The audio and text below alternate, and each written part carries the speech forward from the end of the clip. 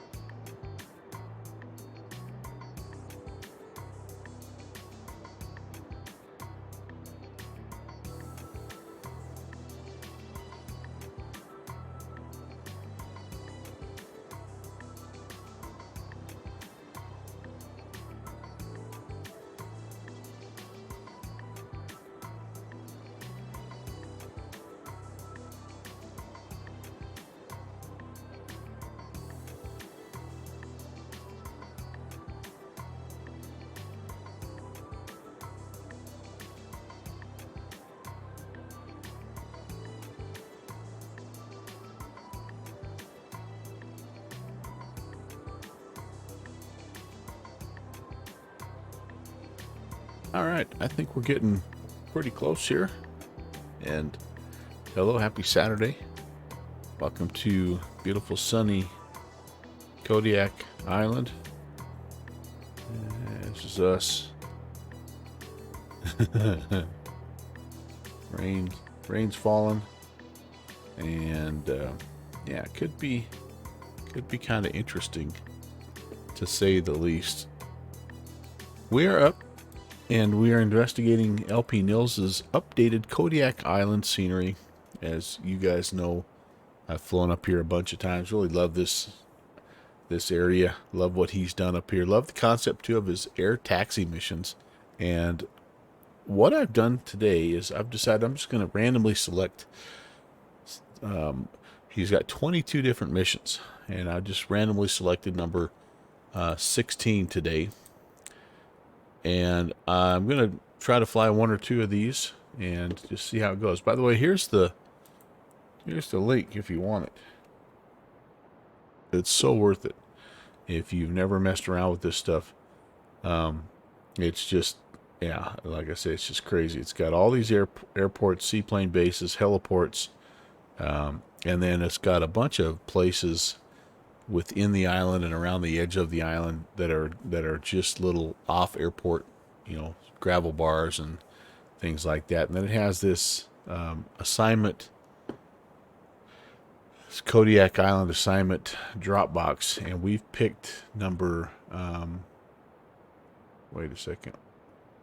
We've picked number 16. Yes. It's the U.S. Coast Guard Assignment 1, but it's the 16th of 22 missions. And yeah, these two guys have a fishing boat that has broken down. 2 people beached on the east coast of Marmot Island. They're in good health, but they require pickup by helicopter, and they give you an approximate location there. And so that's what we're going to be doing. So here's what we have in store. We're down here at Kodiak. We're going to hit the Kodiak Oscar Delta Kilo VOR, and we're going to buzz out here on a 020, see if we can't find these fishermen. So anyway, thanks for coming by. I'd like to welcome Rock Valkyrie. Thank you, sir. Good to see you, my man. And I'm also at the same time here going to introduce a new helicopter to the stream. This is the Alouette 3. This is a freeware aircraft, and It is.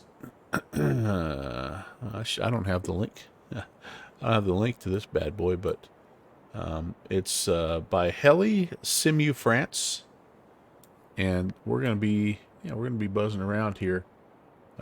They've made some. Apparently, they've made a payware helicopter as well, but we thought, yeah, what the heck? We're gonna check it out, and um, I'll try to figure out where the link is so you guys can download it if you want to. I would say for a freeware helicopter, it is very, very good. It has a few things, as you'll find in any freeware stuff, but overall, I quite like it. And so I'm gonna see if I can get this thing going, and yeah, we'll have some fun. Clay, how's it going? Yeah, I'm excited. I think it's gonna be fun. Again, here's the challenge, right? Like, it's legit Alaska weather in November, and so we're gonna try to keep it nice and low, and yeah, we're gonna see how it goes. But welcome, Clay. The other part of this helicopter that's a little bit of a challenge, but also kind of fun, is everything is in French here. So Here's Pentagon. hey, what's going on, Pentagon? So it takes me sometimes a minute to get it started, but I'm hoping we'll be okay. I've got it fired up a couple different times now, so I'm kind of familiar with what's going on. All right, so here we go. Fuel lever is off, and then the fuel cutoff is full forward. These are the parking brakes. This is a wheeled helicopter, so kind of cool. And everything else is good. Let's just take a look at our controls. Everything appears to be functional. Lift the collective. All right, beautiful. There's our medical bag. This dude's sitting backwards today because he can. And yeah, battery coming on. Do not turn the Jenny on. I thought, no, maybe not. Okay. All right, battery. Okay, we need the starter. Whoops. What do I have here? I can't remember. It's all right. We'll get this going here. We need the battery and gen switches on. So battery M is on. Gen switch is on. There we go. All right. As soon as I say we're good to go, right, then it won't be, but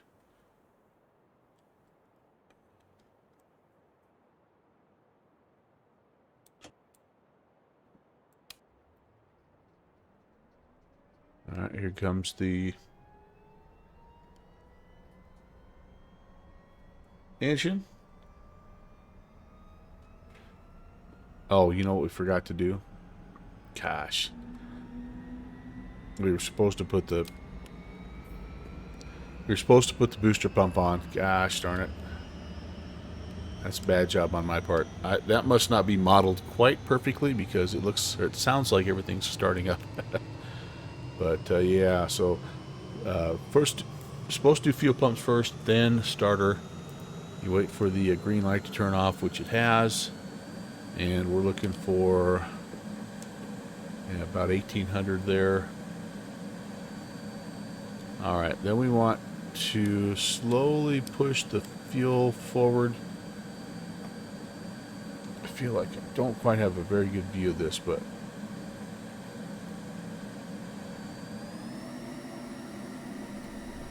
try to get the rotors going here. There we go. I feel like that is a little fast, but overall, again, like I said, this for a freeware bird, like it's hard to find too much to complain about, really, truly. All right, so that's keeping everything is okay. That's up in the yellow here. I don't think that's good.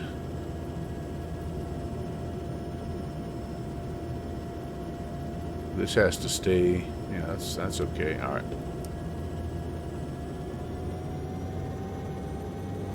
Full forward. And oh no, actually we're good. We're in this range here.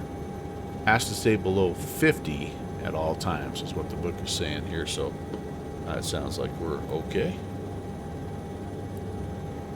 And yeah, okay. So far, so good.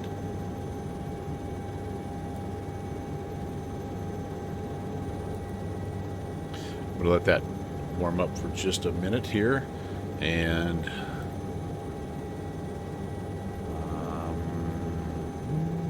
yeah, we can come up here and get the lights on, even though it's middle of the afternoon in Alaska. Actually, it's just barely past lunchtime in Alaska, or almost like 11:30. We are definitely going to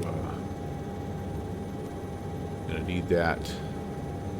And then I'm going to double check here because I'm going to need, I have a feeling we're going to need some anti-ice if we have it. So let's see here. Pitot heat is here, and M is on, so it's already on. Okay. Everything else up there I think is good. Fuel flow, perhaps we don't have any anti-ice. Okay, well, there you go. Oh, pardon. Yes, my cold is kicking in full force now, you guys. Holy moly. I'm absolutely kicking my butt right now, but you know, when you have a head cold, you got a couple things you can do. You can sit around and bellyache, or you can find something you enjoy that passes the time.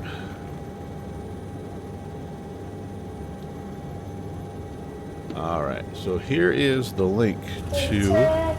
Oh, M. Stein is here. Mike, thanks for the inscription. 11 months. Skull, my friend. Thank you so much. There's the link to this freeware, the HSF Alouette 3 for X-Plane 12. And again, that's what we're going to be flying today. Hopefully you guys will enjoy. It's a weird looking little aircraft, but it's very vintage and very old school. And I love that it's a Kodiak. This is a fictitious livery, but I'm like, what the heck? It's Kodiak, so why not? Let's rock and roll. Let's see how that goes. All right, I need to do a couple more things here. Probably don't need the booster pump on anymore.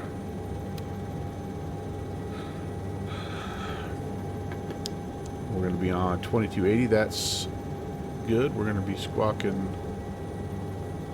Looks like I can go standby or on. All right, fair enough. And then we need the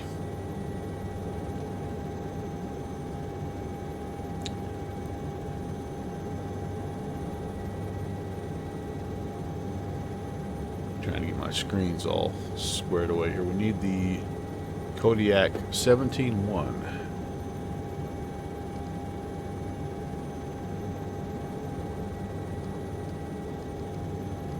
Tune that in. And VOR, and then this unfortunately doesn't look like it does anything. So I don't think it has a DME. And then this is, if I'm not mistaken, that is the, what is that?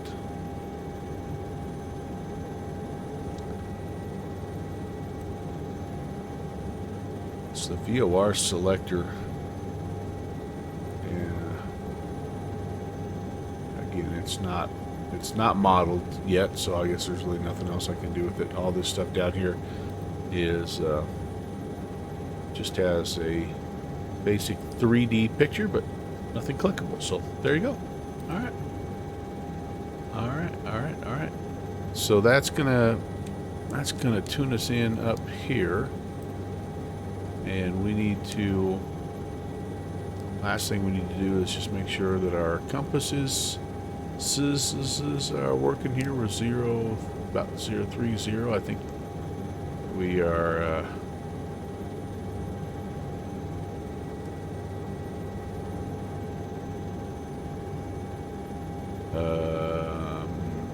oh, do I not have, I don't know what, okay, interesting.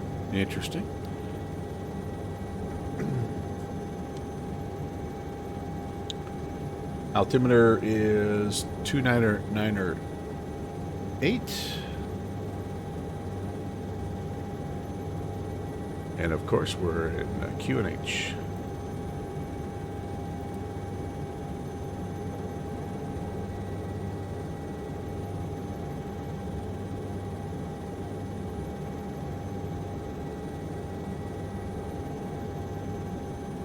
What is that?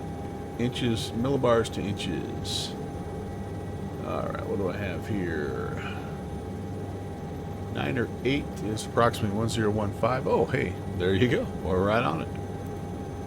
And, okay, the last thing here, I guess, is I think this has to be, this is what's going to tell us if we're heading in the right direction here. 020 was what we were hoping to do. 10 and 20. All right. I'm hoping once we get going up above the terrain, that'll pick up, and we will be on our way. I honestly don't remember what this gauge does. I feel kind of bad now, but oh well.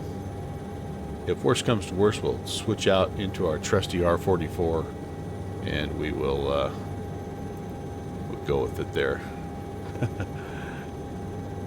No knob on the DG. So this is an interesting little calculation device, by the way.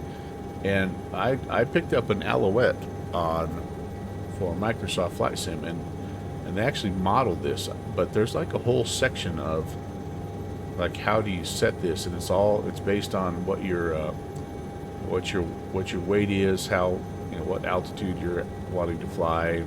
It gives you like if you know the outside temperature, it gives you your speed and cruising altitude, just performance chart basically. But okay, I could have swore there was a, maybe not.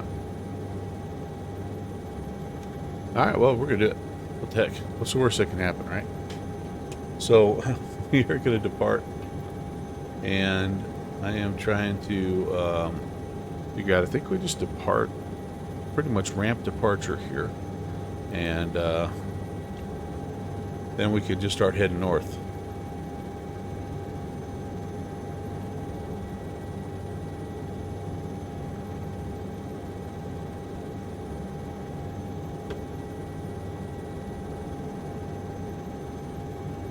Yeah, we've got a little bit of terrain kind of off to our left. We have to avoid nothing to the right. All right, let's do it. Oh, jeez. Okay.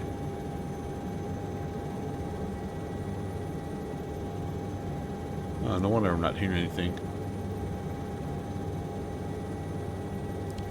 What 3? Hello 3. Okay, now I'm connected. There we go. Holy cow. No ATC up here, I don't think, but might have other guys flying along. You just never know. Alright. Oh, I don't have any comms going at all. Oh boy. Have I must not have must have something set up here. Alright, back to the checklist.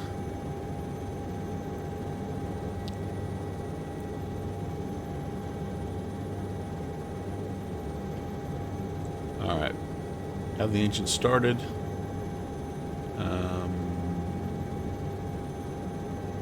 It is not saying anything about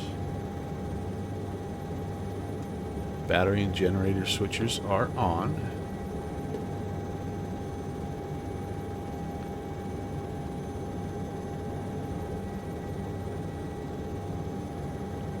I have? Is this my, maybe this, I'm really leery about just clicking on things.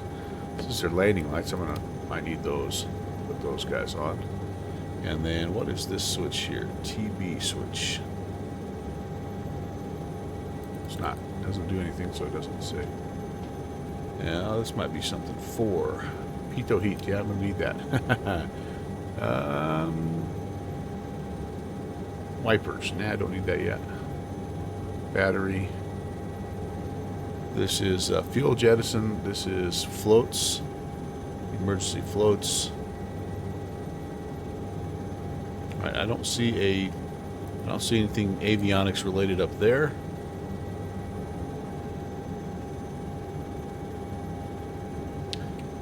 But I am definitely not talking to anybody down here. Alright, anything, what are we seeing down here?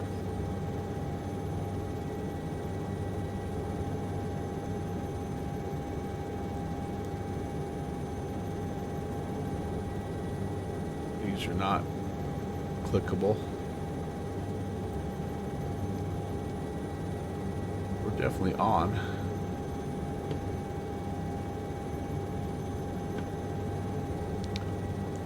2280.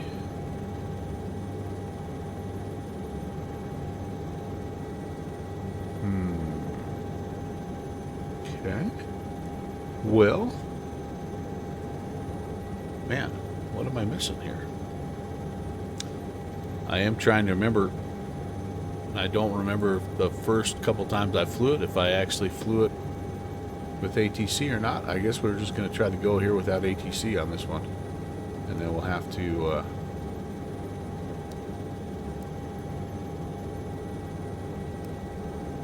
troubleshoot here. Yep, that's just set your COM 1, COM 2, nav 1, all that stuff. Nothing. Just nothing. Nothing, man, nothing.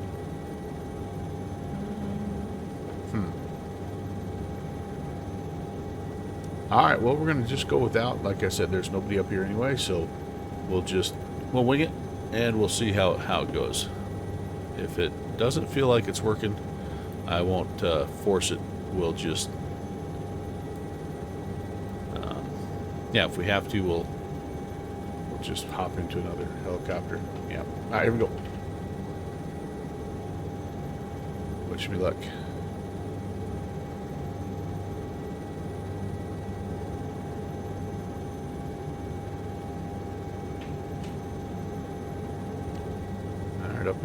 Up and away. Kodiak Island traffic. Helicopter 11816 is ramp departure from the Coast Guard ramp, northbound.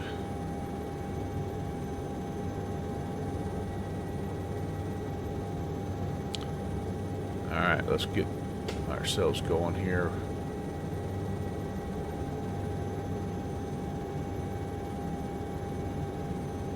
Kind of head up the coast here.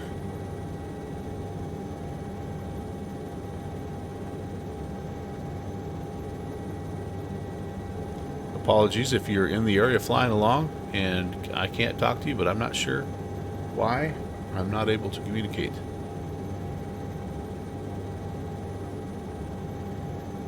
I feel like there's an avionics button that I have not found. Okay. We are away, and this is going to be kind of our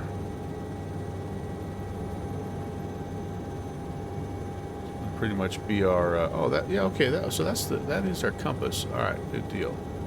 So sorry, I'm kind of bouncing back and forth here between 15 different things. So we're flying about a 315 now, and what does our wet compass say?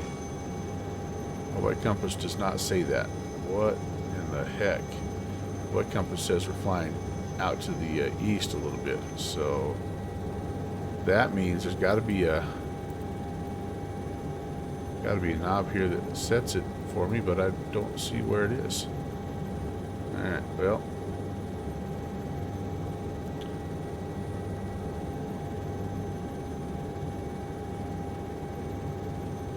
want to get any higher, that's for sure.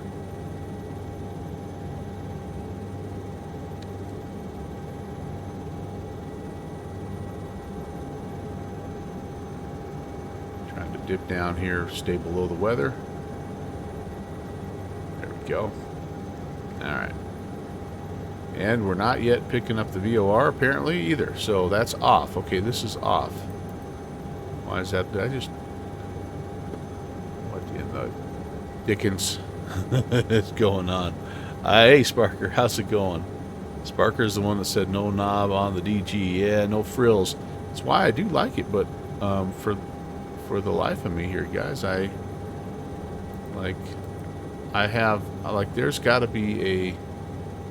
got to be a button for avionics that I've missed. Alright, this is going to be kind of crazy, but I know there's a place up here I can land. I need to land and find the avionics button, because I need I've got the need to track a VOR. I really don't want to go out over the open ocean with no radio navigation. But over here I've got a little landing spot, so let's do it.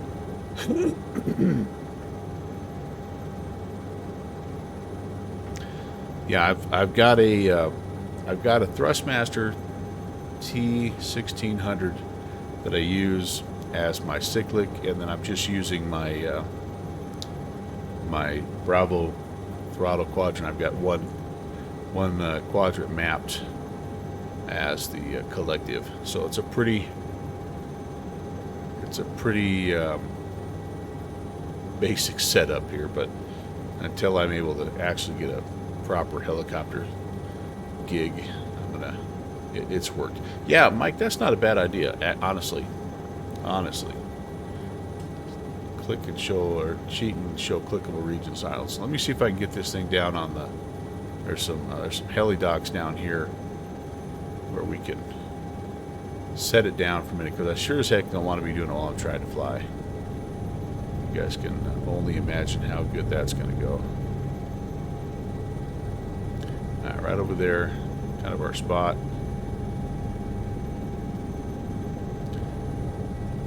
The other cool thing about this scenery is he's got all kinds of places like this that really aren't even a part of the, necessarily the scenery proper, but they're just all over the island, and landable areas, especially for helicopters.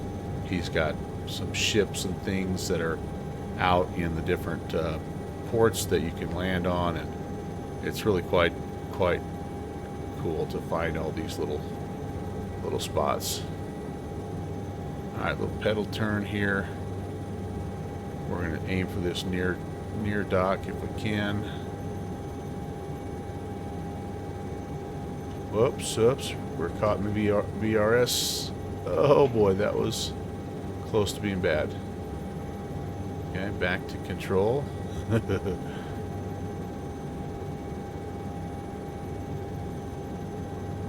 Let's just see how far off we are now. I got to come back. I got to make another run at it.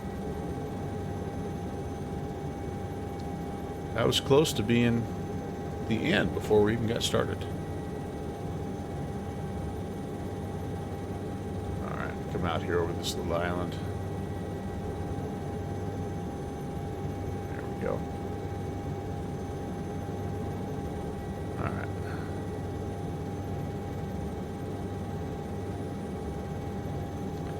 We're way too high just to come straight down here. I've done a terrible job of getting myself lined up.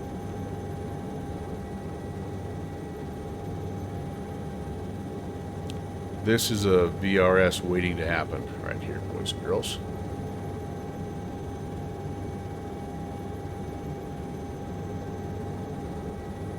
We're going to go one more loop,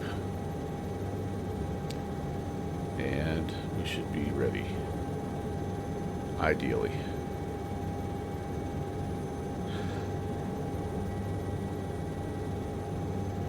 If I can't find the avionics knob, I think what I'm going to probably do is switch helicopters.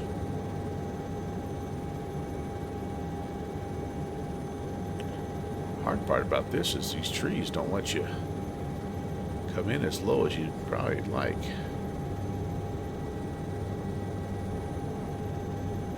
Alright, that looks a little better.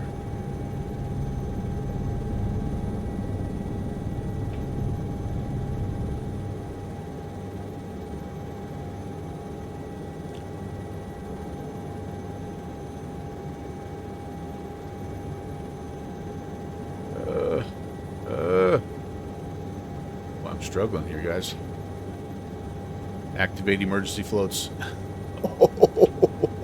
A little skimmage. Oh my goodness gracious. Wow, this is not this is not a clinic here by any means. I'm almost embarrassed to tell you that the reason I picked this in addition to the livery is because it's actually somewhat easy to fly when it comes to helicopters and X-plane. I am doing an absolute mess of a job of flying this thing. So, yeah, I apologize. Alright, here we go. Just, what? We have a problem. I'll pause the sim and put the camera on the offending airplane. What happened? What happened? I have never seen this message before. What in the world? What was that? And now I can't exit.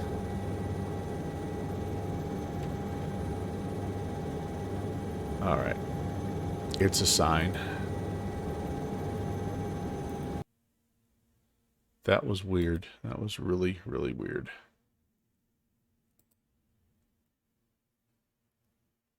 That was really weird. Now, one of two things that I'm thinking just initially here is, yeah, I'm going to go get the other helicopter. Is it could be a little glitch with the Alouette, or it could be a little scenery glitch, even though I've landed at that very spot. In the X-Plane 11 version, I have not yet landed on that spot here in this version. So maybe there's something weird going on. I don't know. We're gonna just go with the R44. That's what I probably should have done to begin with. That's all right. Well, I tried. By the way, if you're tuning in expecting to see the Bravo tour, I do apologize. I had to do some late changes to my schedule. I thought I was going to go to the movies with my wife last night, and she decided to go and take my mom to the movies last night. And so that meant that our movie date got moved back to tonight. So that's why we're not doing it. The Bravo tour that I have set up is it's a two-legger. Goes from Detroit to Cleveland to LaGuardia. So it's going to take a little more time than I had set aside for tonight. But Fixie! Are you seriously trying to call pushback for a helicopter? So anyway, Good Fixins, what's going on? Yeah. So Good Fixins, yeah, man, welcome. I had a little issue here, so we're switching over. I was trying the Alouette, and I wasn't able to get a couple things going, so we're, like I say, we're switching it up a little bit here. But that's why we are doing the Kodiak. We're kind of changing places here. And we're doing the Kodiak Island adventures first, and then what I might do is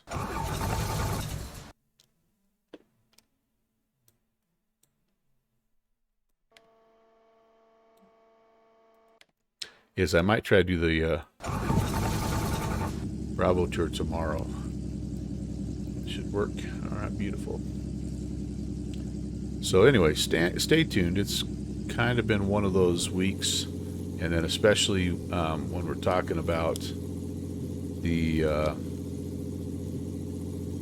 fact that neither one, my wife or I, are feeling all that hot because of our colds that we have. And anyway, it's been one of those weeks. All right, well, we've got everything looking good now, and I know we'll be able to talk on 2280. And then we needed our 17.1. I know we'll be able to track that, so awesome. We're going to go ALT there. And yes, there's that. I don't think I have my...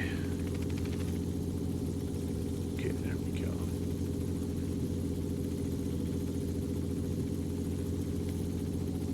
Alternator on. We said 020 off of that, right? We're heading to it right now, and we're going to be coming off of it here in just about 5 miles.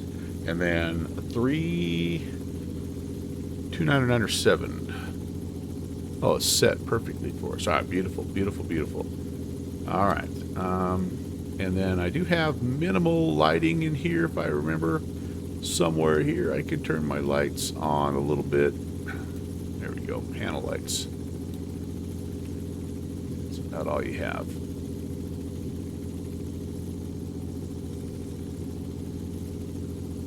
Pitot, that's the extent of the anti-icing. And all right, let's see if we can do a little bit better. Again, we're trying to go to Marmot Island, which is on a 020, 29-ish miles toward a couple of downed fishermen. So we're going to try this again, boys and girls. If you're flying along, you should hear me. If not, that's okay. If anybody's in the area, I'll feel better. Kodiak Island traffic helicopter 11816 is departing the Coast Guard ramp. We'll be heading eastbound to the shoreline and then departing the area to the north. I think the weather has moved in on us. Do I have real time? Real time, real weather. Oh boy. Yeah, holy moly. Alright, here we go. Now this helicopter is a flat squirrel. So just get ready. And it rotates the other way. So you have to put left collective in, or left anti-torque to keep it from trying to kill you. Alright, hover's stable-ish. I can't see squat, you guys. I don't think we can do this mission like this.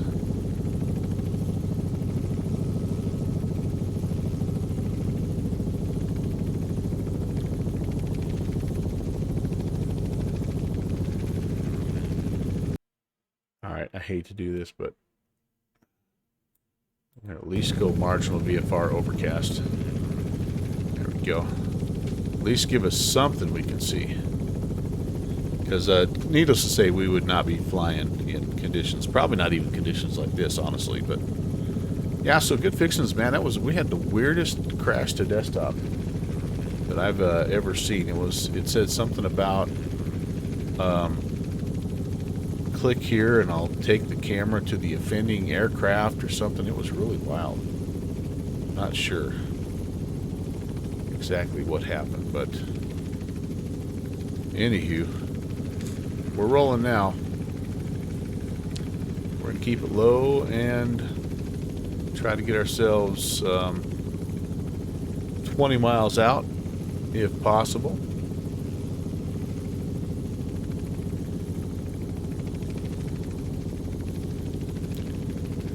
Probably going to be somewhere around 500 foot, which we're 600 right now, so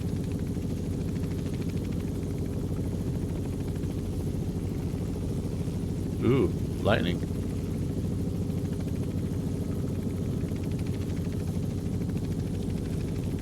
Oh boy. All right. Trying to do two things at once here, and I'm not. It's not good. Okay. All right. We're gonna make this even more realistic. I don't think we would be flying an R-44 even in marginal VFR. If it's a life or death situation, there probably are some helicopters that are set up like the A-Star 350 that has, the ability to fly in crap like that. But hey, Ocanto, yeah, we're cheating a little bit. Real life conditions are not helicopter friendly, so to speak. So I've been slightly modifying the weather settings. How are you, my friend? Nice to see you. We're up here in Kodiak, Alaska, flying the new LPNils updated scenery and trying to rescue a couple of fishermen whose boat has broken down off of Marmot Island. So we're going to get to a point here, hopefully, where we're tracking a VOR 020. So since I'm kind of traveling that way, I better I'm going to vector myself out here on an intercept course, maybe about 060. And yeah, anyway, it's kind of fun. So there's the offending pier where we had our weird crash to desktop. This is Kodiak Municipal Airport. It also has a sea lane. It's kind of hard to see, but kind of fun. So you have some of the missions are helicopter missions. Obviously, some of them are regular bush plane. Some of them are seaplane.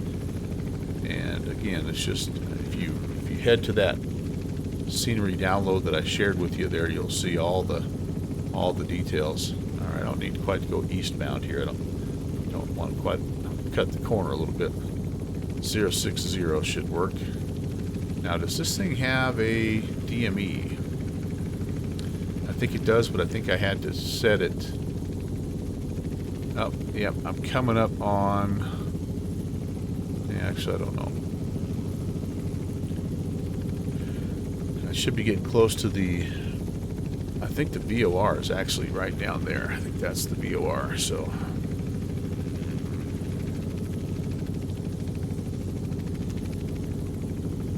We'll go about 1,500, I think. That should be enough.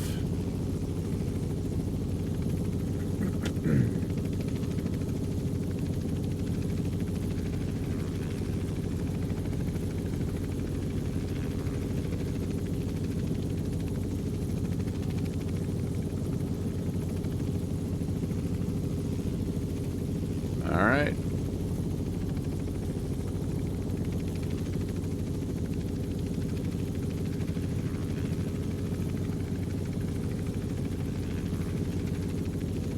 Out we go. We should be able to see. I think we can see Marmot Island out here in the distance. So it's this is not a blind approach, but you want to make sure there's a lot of different smaller islands out here. You want to make sure that you get to the right one here. Whoops. And I don't want to be descending at 3,000 feet a minute either. Here we go. No autopilot in this thing. You just got to kind of fly it. It does have trim, which is nice. It helps a little bit. But it wants to lean to the left. The rotation of the rotor and all the torque and all that stuff, it has a tendency to lean just a little bit to the left. All right, there we are on our radio. So now let's just point it 020 and track it outbound. Yeah, we're going to be aiming for the farthest, this one to the right here. And we want the eastern edge of that island. That's where the fishermen are. So that'll be our goal. As you can see, I'm already off the VOR a little bit here, but we can see where we're going.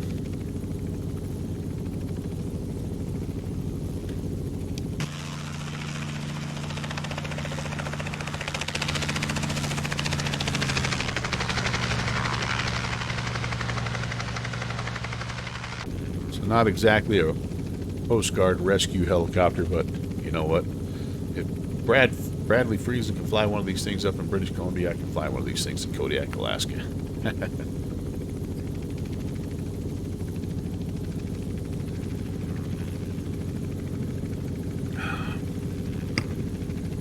Alright, climbed up to 2,300, which probably a little extra altitude's not horrible, honestly.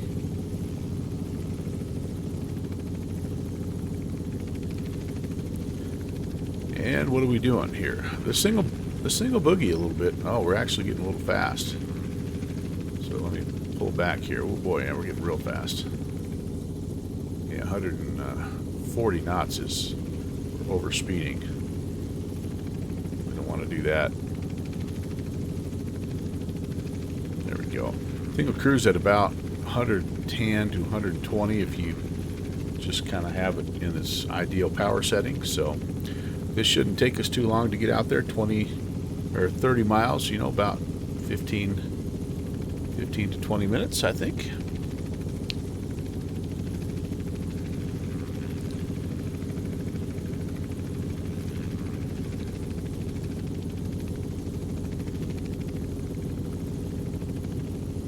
And the other thing you want to keep your eyes peeled for when you're doing any of these missions is wildlife.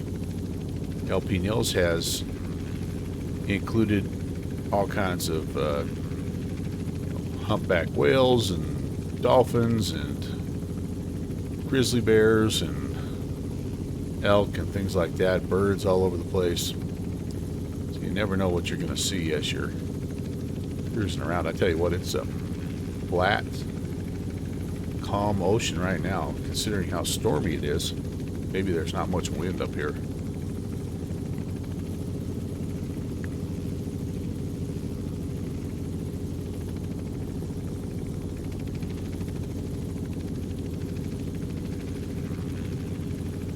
Super misleading. You don't realize, like, we're doing 120 knots right now. 230 kilometers an hour. It doesn't even look like we're moving.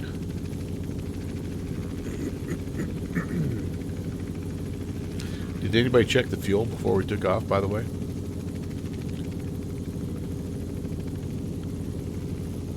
Good. Fully fueled.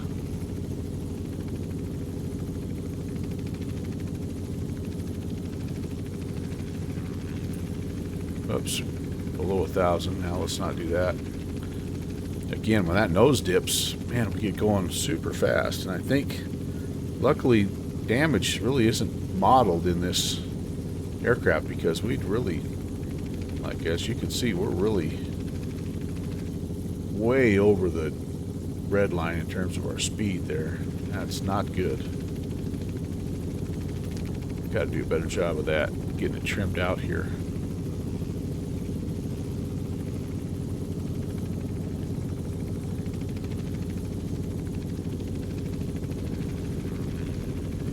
But it's just such a light chopper that any little tiny movement has a big effect. And any little tiny wind gust really does bounce it around quite a bit.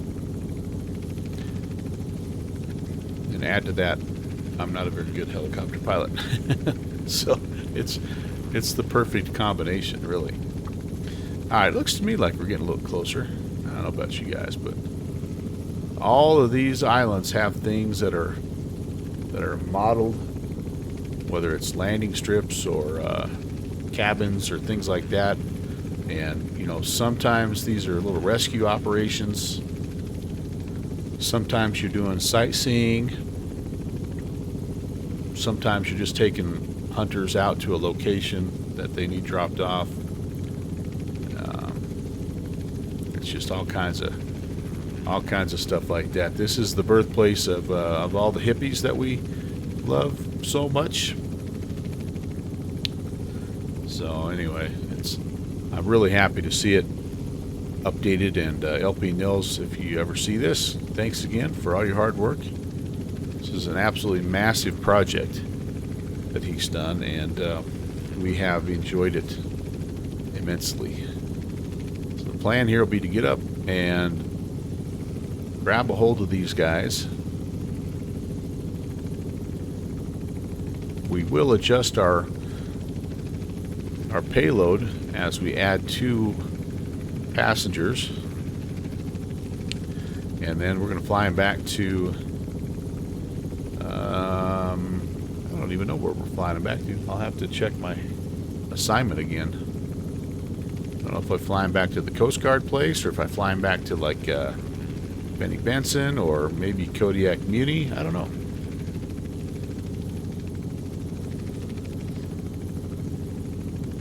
Good fixins. I know I need to maybe adjust your welcome message here, since neither one of us can fly the A300 anymore.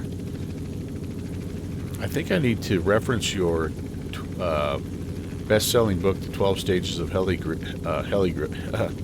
12 Stages of Helicopter Grief.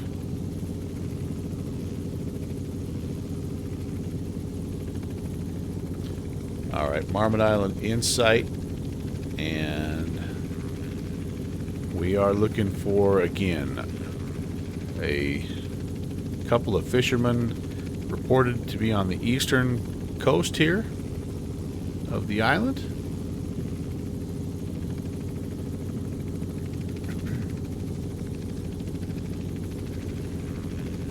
Maybe I should have fired up the Bell 412. I just haven't flown that helicopter in a long time. And it's got a lot of things that like make it a really nice heavy haul helicopter, but you kind of have to know like how to turn stuff on, and I don't really, like, it takes me a flight or two to remember. Yep, that was your best seller. No doubt about that. Complete freedom. Oh, hello, Complete Freedom. Welcome. How are you doing?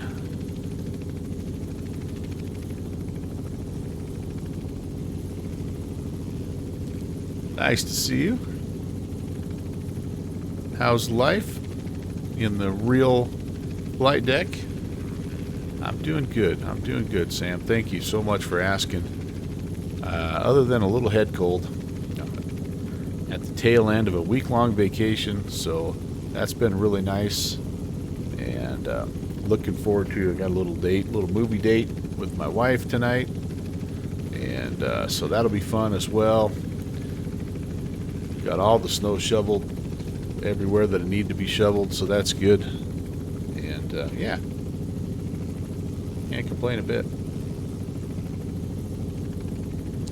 Looking forward to some movie popcorn. Yeah, should be good. Should be good.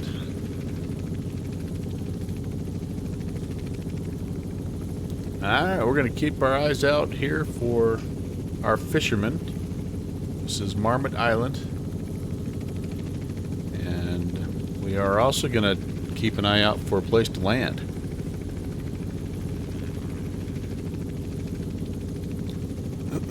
The tallest point on Marmot Island is 1,229 feet.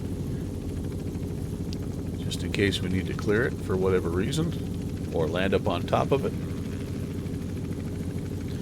I do see a couple of cabins that are located, but I don't think these guys are necessarily located near the cabins. I'm gonna start by circling the right-hand side, the east coast of this island, and see if we can figure out where these guys are. All right, I think we're low enough here. Maybe a little too low. I didn't intend to get quite so low.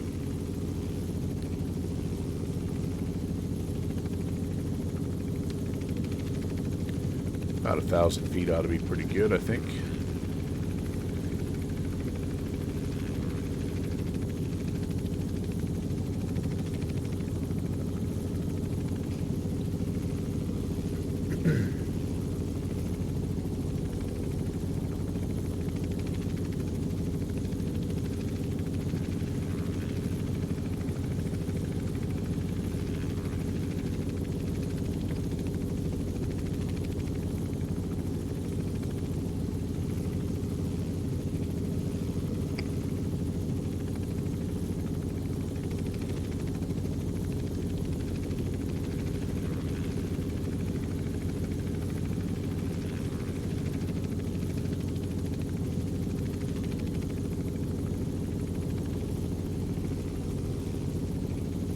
boy. This could be interesting, my friends. Keep descending, and I don't mean to.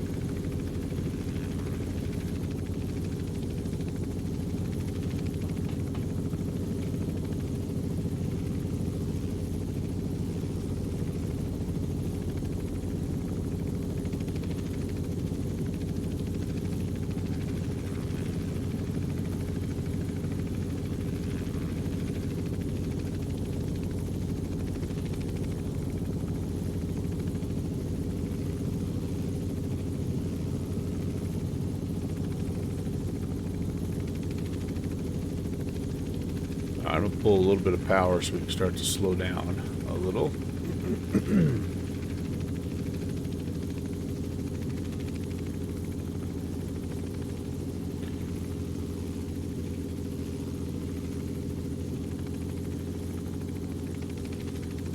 And let's have a look-see here.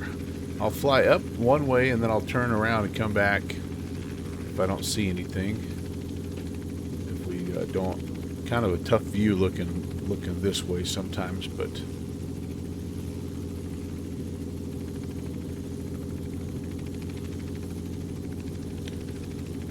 looks like maybe there's some points up here, some flat areas to land. So maybe that's where the boat is.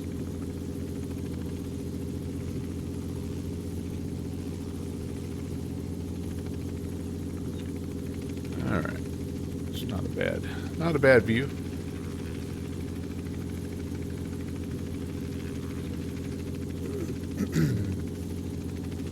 Definitely know where to land right there.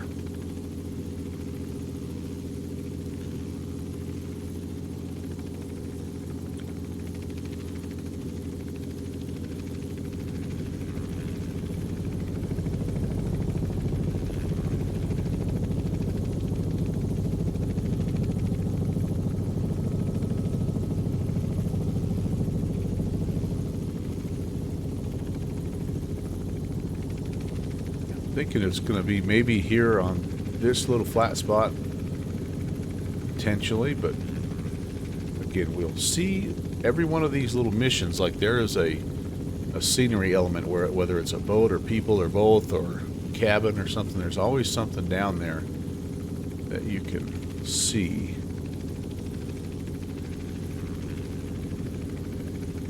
And well, definitely looks like a nice place to land, but do we see anybody down there? I don't really see anybody down there. All right, well, let's come up over here then and see what we have. And like I said, if we don't see anything going this way, we'll swing back and we'll fly the other way. And we'll just take another look. Well, that little flat spot is kind of the one I'd be thinking would be what you need.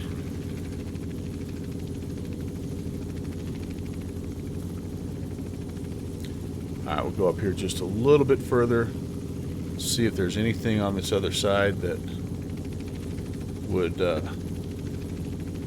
warrant a look. I mean, we do have, this island goes quite a ways here, so we may just keep going.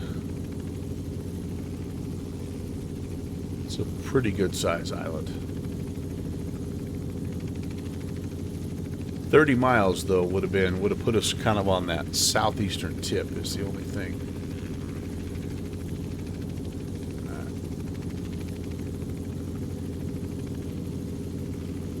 Looks like possibly there's something out here on the end of this we'll check out.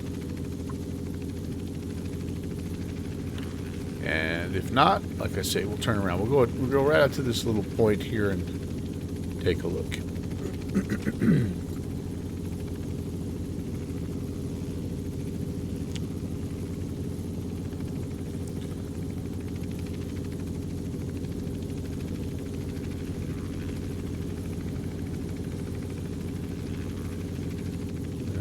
Anything in here, maybe? This will be kind of the last little Nice little spot here. Alright, I think we're gonna turn around and head back the other way, and that way we can look down. Maybe we can see a little bit better off of our right-hand side.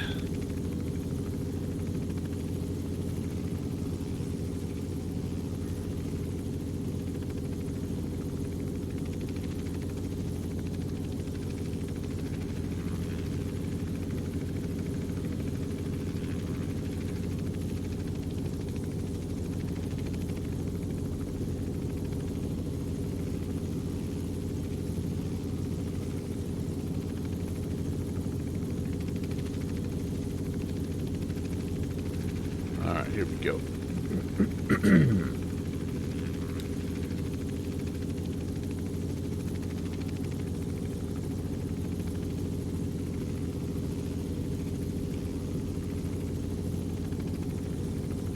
And if nothing else, maybe we'll set down on that little flat spot, and I'll see if I can remember how to turn my DME on. And that way we can see kind of how close we are to that 30-mile estimate.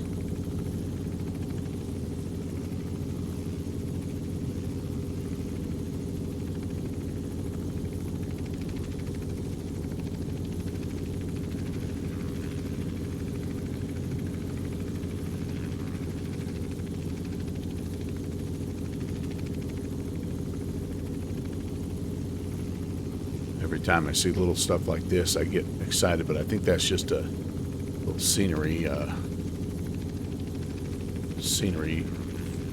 reflection.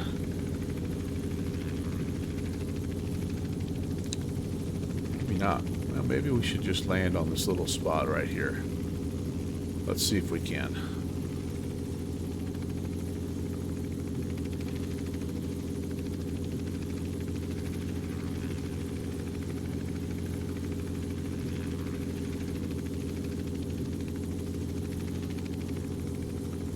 It's either going to be this spot, or it's going to be the spot just up the way here.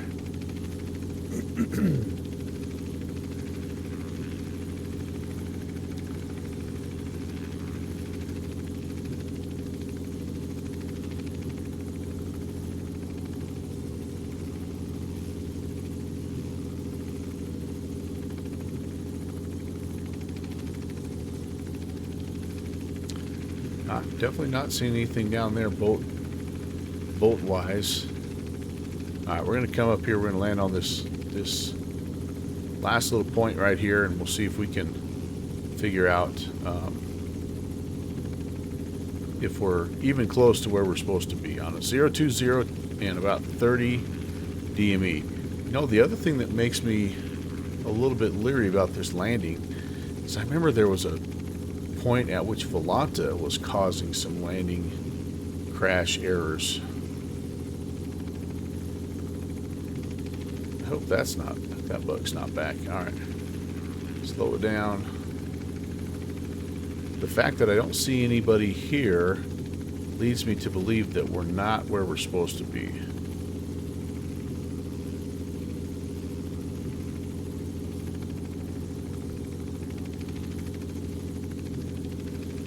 But we'll also wander around a little bit here. Oh, boy, that was a rough landing. Oh, holy moly. Alright. We'll get out and wander around a little bit too here and just see. No damage. There should be a dude here if we're in the right spot. Alright, so let's see. I think we have to go... I think I actually have to enter this in. What was our ODK?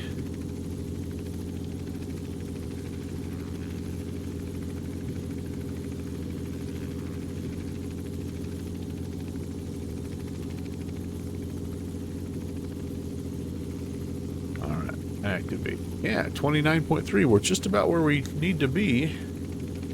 But there's nobody here. There's nobody here.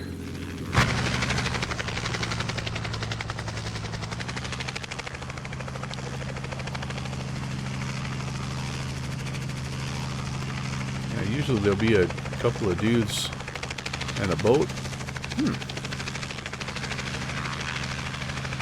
I'm looking at my... Let's look at my thing again here and see what would we miss.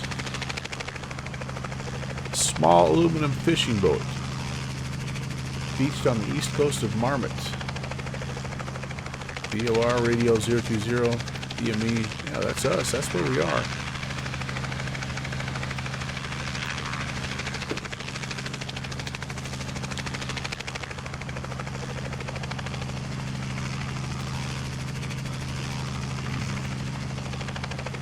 All right. Well, I think what we'll do is let's take off. Let's fly around. Let's just fly around the edge of the island. In fact, it wouldn't hurt us just to circle the island. I don't know. See if we can see anything. But yeah, I don't know, guys. I'm sorry. I'm sorry. I mean, there's no reason for them to be up high, right? You're not going to hike your fishing boat up a 1,000-foot cliff here to set it in the middle of the forest, right? But maybe they are. There's a couple of... I do see that there's a couple of cabins here and here. So maybe we need to... That's not really the south... That's not really the east coast, though. But... Alright. I tell you what we're going to do. We're going to take off. We're going to fly up this east coast all the way around through Marmot Strait and back down. If we don't see anything, then we'll head back down towards Kodiak, and we'll have to call this first one a bust.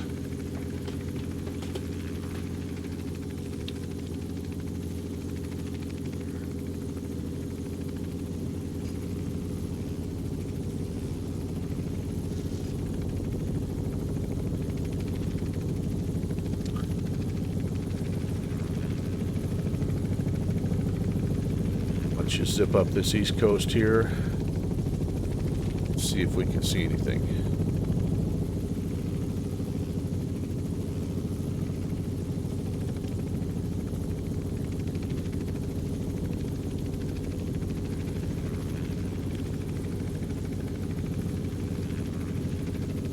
Very strange. Very strange.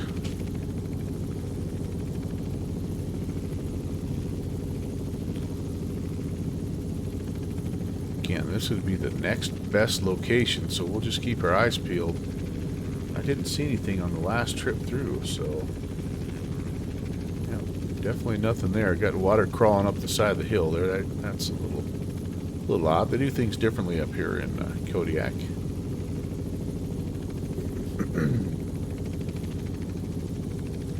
And I guess it is possible too that I might have. So I've got some ortho that's cooked up here, and it's possible that my ortho tile is conflicting a little bit with what LPNils set up. I suppose that's a possibility.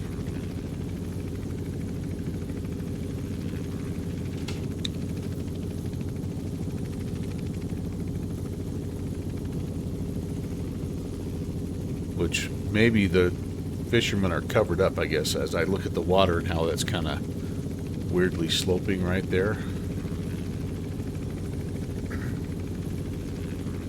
I don't know.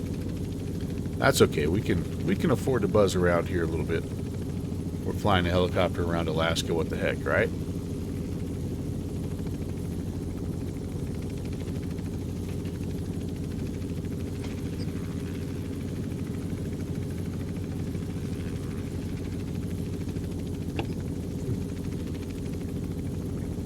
Try to keep it semi close to the coastline here, though, so we can see.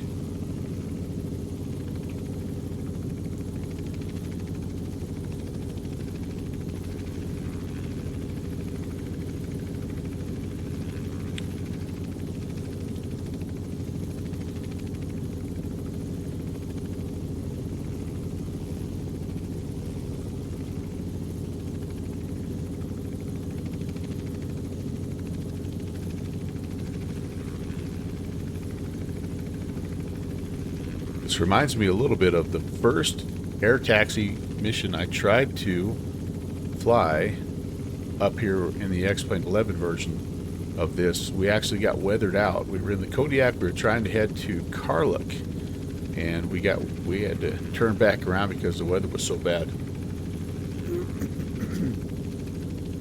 American Gecko Lover, a firm. We are on VATSIM. Welcome. Nice to see you again.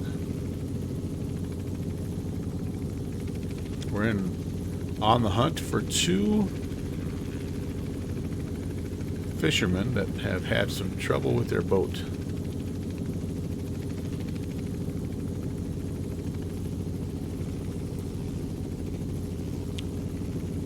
And we're not finding them.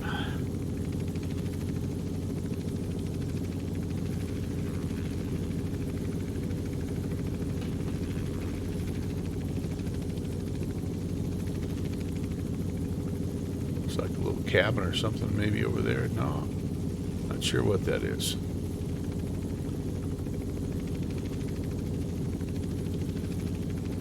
Alright, this is the north end. We've kind of done the entire east coast. I didn't see anything. We're going to have to report back to the Coast Guard that negative contact, Coast Rider.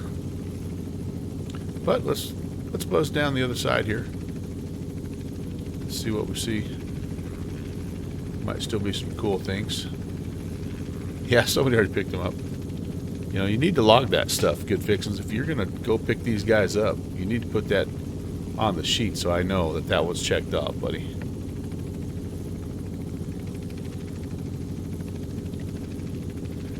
I think what we'll do if we don't find these guys is we'll head back down to maybe Kodiak. Well, we'll take this guy back to the Coast Guard, and then we'll draw up another number and try to fly one more mission there. What movie are we going to? Napoleon.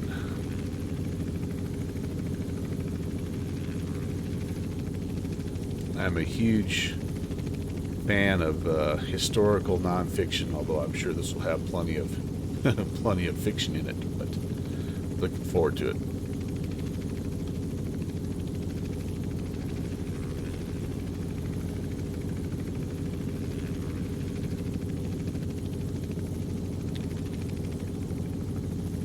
My wife, she spoils me. We always get the recliner seats, the extra large Diet Coke, the extra large popcorn. She takes care of me.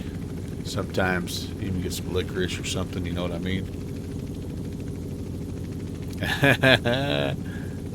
You know, the only thing that I really like, that I would consider sneaking in, is they don't have Milk Duds. I love Milk Duds. We know the owners of the theater. They go to our church, so I try not to.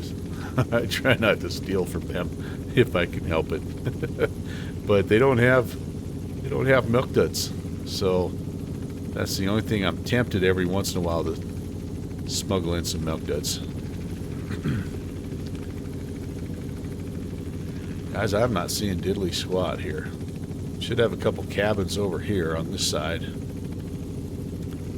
I think they actually do have raisinets. I don't know if they have goobers, though.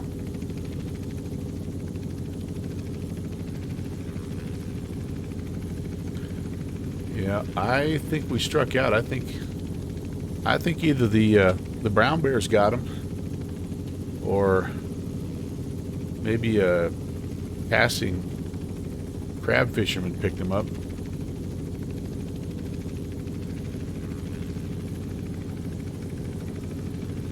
I don't know. This is not looking very ortho-tile-ish, though. And I'm wondering if my ortho, I'm wondering if maybe there's a little conflicting, elevation issue. But because these shorelines are not ortho. Not even close.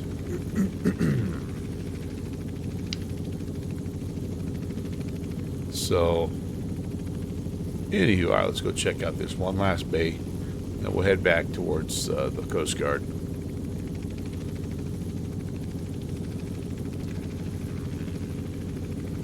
I really want to do a fixed wing mission because I want to fly the Islander.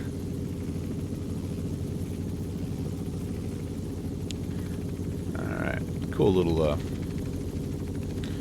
little cove. Yeah, this looks to me like maybe I need to look at my ortho. Possibly. Alright, well, we gave it a try.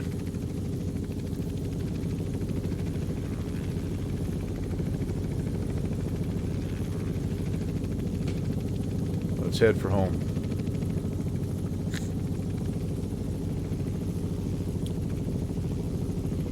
Because I don't even see the cabins and all that stuff. I think this is auto gen. It must be a tile that I don't have up here. And I'm not running auto ortho right now either, so that would not be generating anything.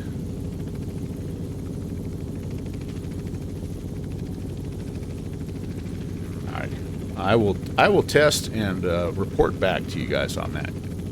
I apologize, but I'm not seeing anything, so we'll put the hammer down and head home.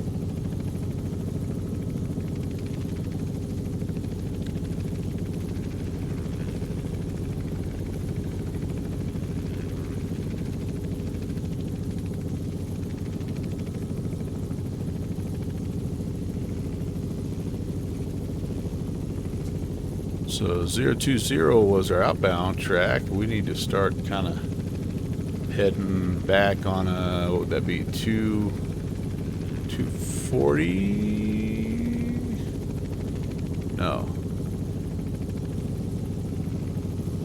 020 200 200.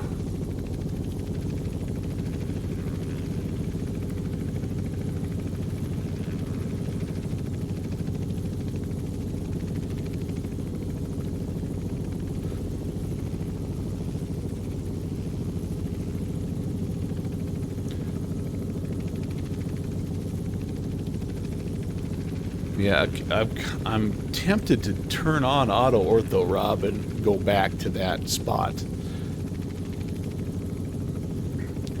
However, I'm not going to, just because, yeah,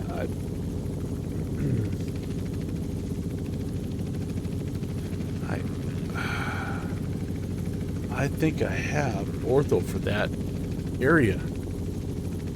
That's the whole thing. I thought I had ortho for the entire Kodiak Island, just simply because of that.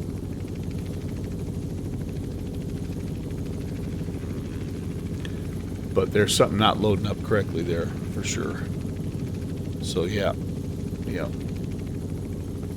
What you posted there is what I'm thinking too.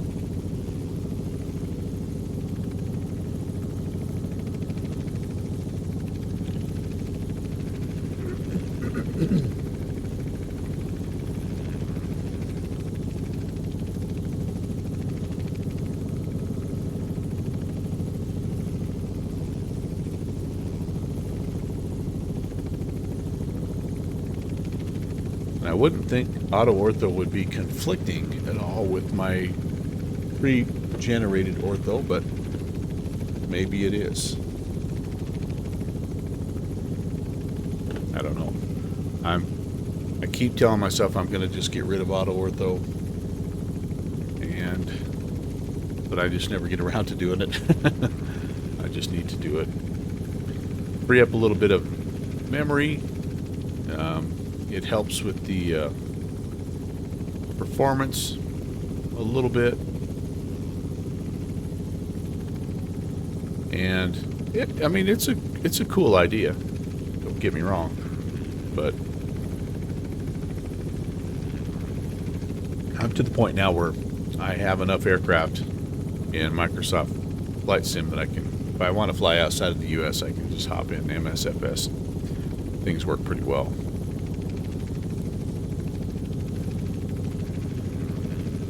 Alright, there's the main part of the Kodiak area.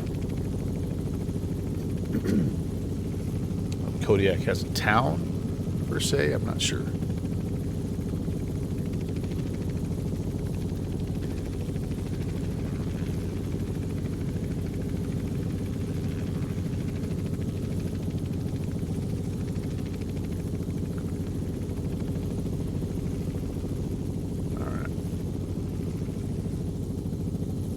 Oops. Spin this around. What do we need to go to? Pay no mind to the horizon there and what it's doing.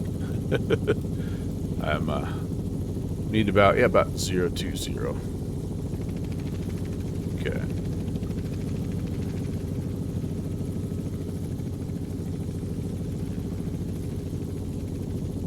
We're close to that. Boy, it's a tough light right now. Wow.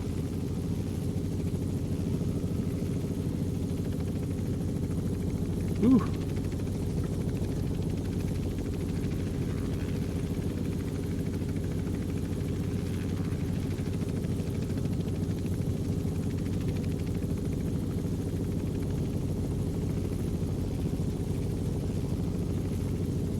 That was a long way to go to not see anything, guys. Sorry about that.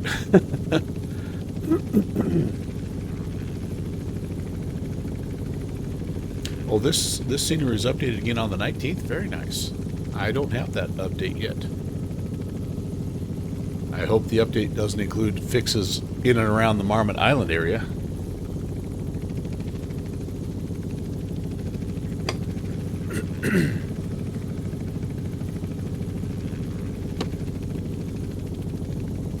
Oh yeah, I got time for one more leg.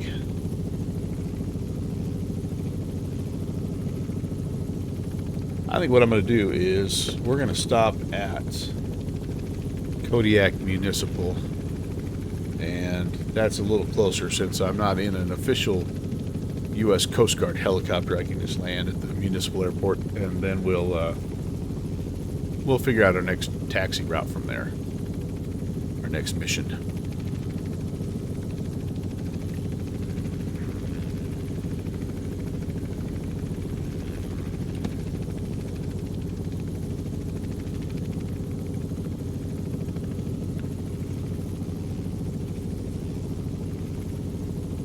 Save us about 10 miles of chopper fly into.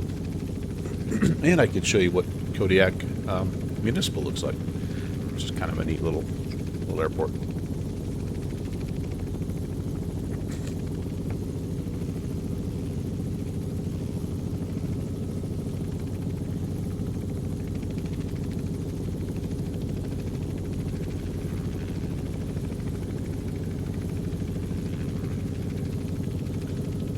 And we can double check and make sure the ortho is working down at Kodiak Municipal, because if it's not working down there, then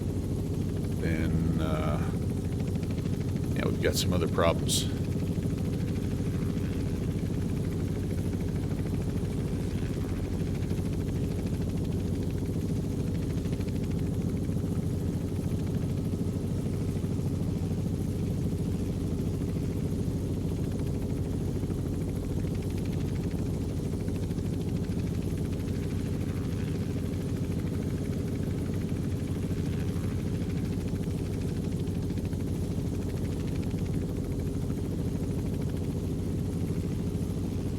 This island right here is the island that has the VOR on it. So right over on this little stretch should be Kodiak Municipal, as well as further along will be Benny Benson, the big international airport, and then the Coast Guard area.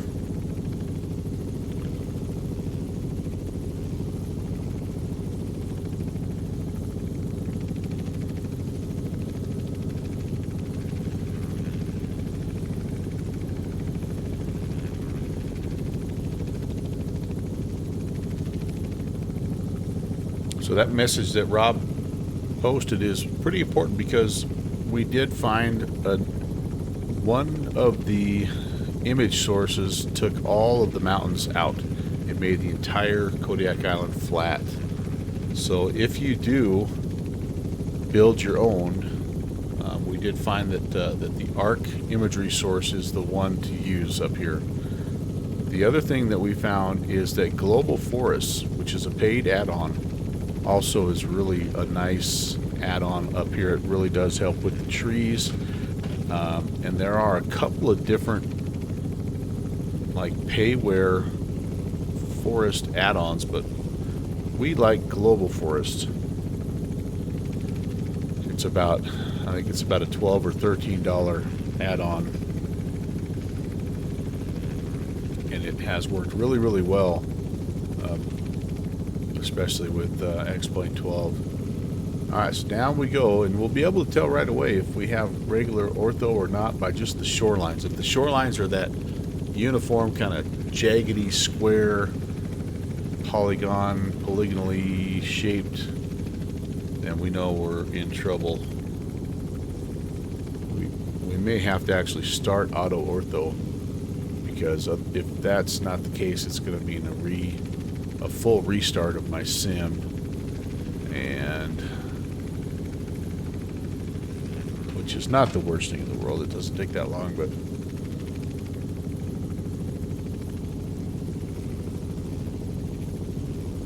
I am curious. I feel like I might start ortho for XP just to make sure that I am not lying to myself, because maybe I've not done the northern part of these this island chain. There's Kodiak Island itself is like it really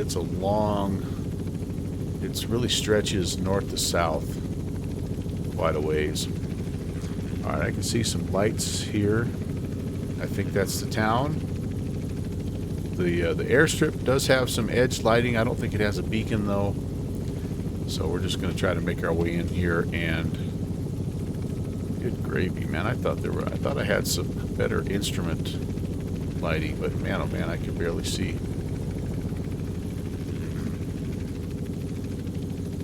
We're going to start to slow down just a bit here. We are up at just a little over 1,300 feet right now.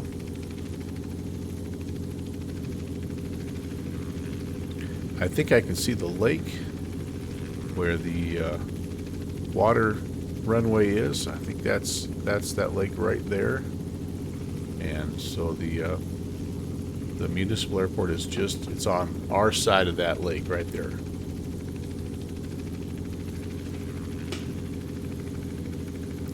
Kodiak Municipal Helicopter 11816 is about 3 miles north of the field. We're inbound direct to the ramp. Kodiak Municipal.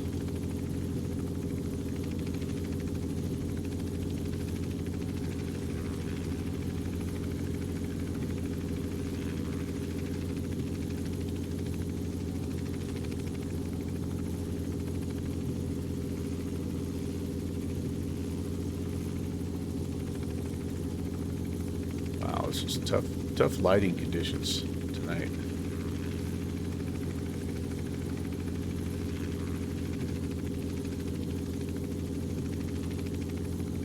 Yep, I see the airstrip, and we're just going to find a spot to either side of that. Should be able to land kind of on this near edge here.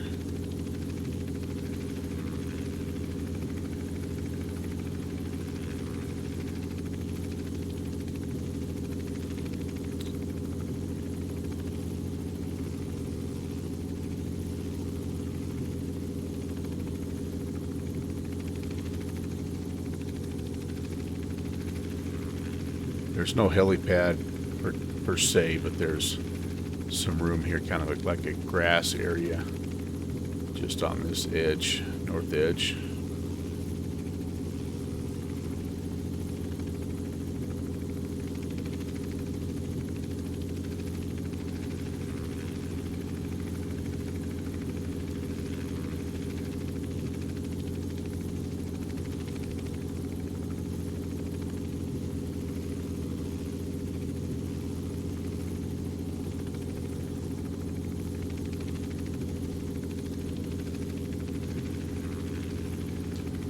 Kind of curious to go back to that boat dock and see if that was an issue with the Alouette or with the scenery.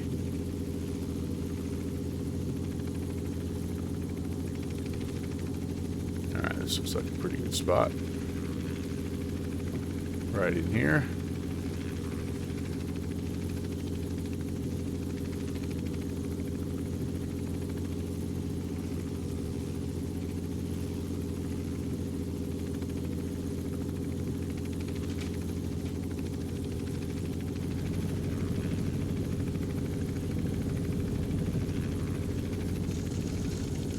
little better. Still kind of plunky, but...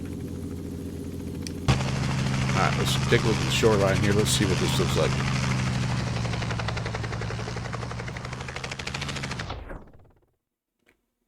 Yeah, no, this is regular ortho shoreline. So I must just not have the yeah, I must not have the ortho tile built up there. All right, let's do this. Let's go to flight configuration and let's pick a new let's pick a new number 19. All right, 19, Kodiak Island assignment. If it's a helicopter one, I'm going to do something different. Injured camper. Oh, heli lift. Now we're not going to do a heli lift. Blue tent near Mountain Lake. Oh, that does sound tempting though, doesn't it? No, I want to fly a fixed wing. I want to fly a fixed wing. First fixed wing mission is what we'll go with. 2. Oops, 2. Floats or heli? Trident Bay. I don't want to float. I don't want a float plane. 22, last one. What's that look like?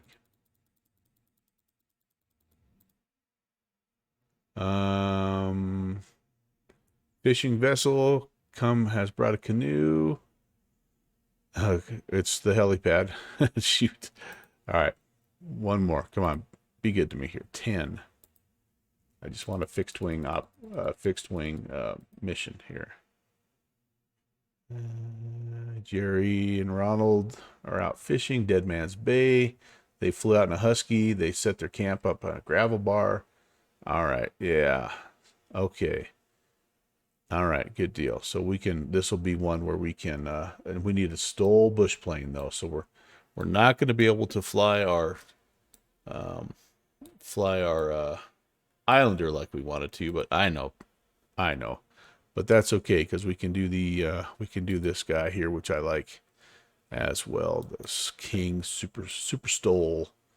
Which one do I want here? The blue one? No, the red one. I have one that I've made red. One of these I've made into I've customized it. All right, so we're at Benny Benson. PAKD, is that it? Nope. Yeah, Kodiak Municipal. And we're up. Where are we? West Apron? Okay, wait. We're up here at the grass tie down. That'll be good. All right, let me load in and give me 2 seconds. I need to go use the restroom and I'll be right back.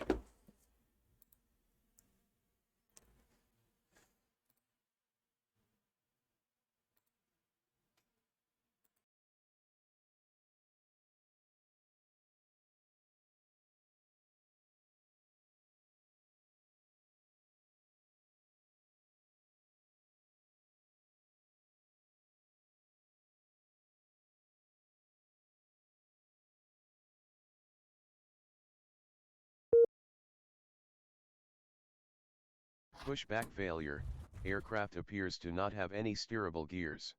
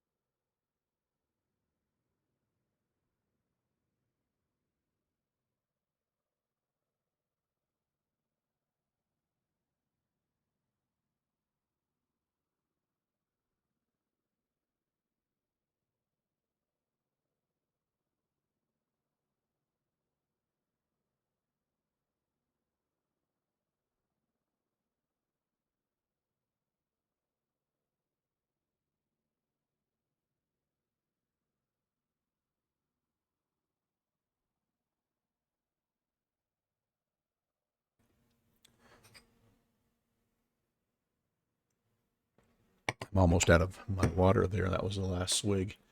All right. Okay, let's plot our course here, you guys. Again, I gotta refresh my memory. Dead Man's Bay.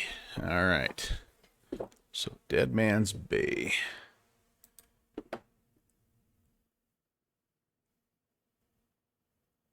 Where is Dead Man's Bay?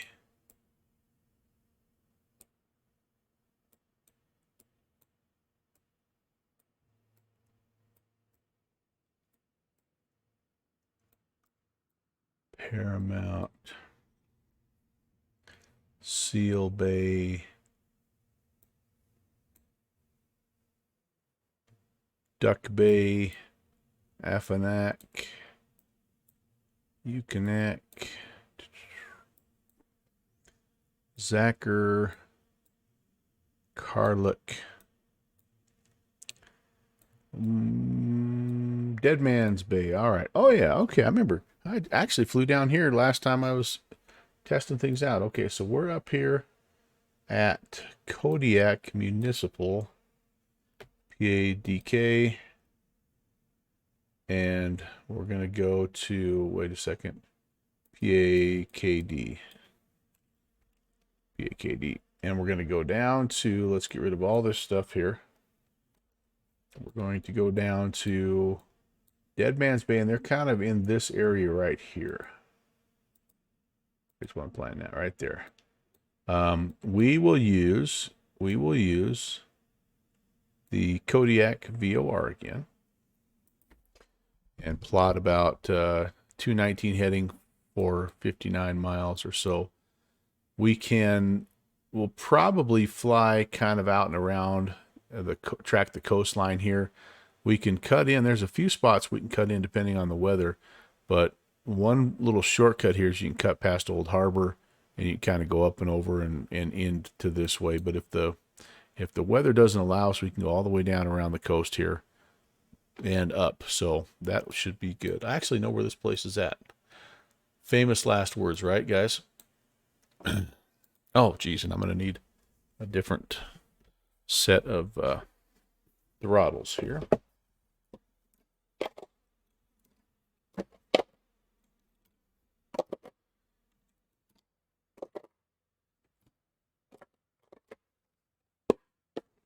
Put that away.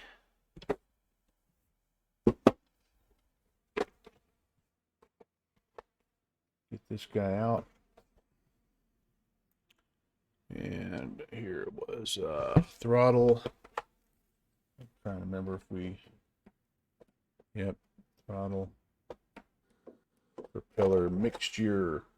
This, by the way, is a fantastic aircraft as well. This is one of the default planes that comes with X-Plane 12. And then I have a King Stole mod on it as well, which you don't need, but if you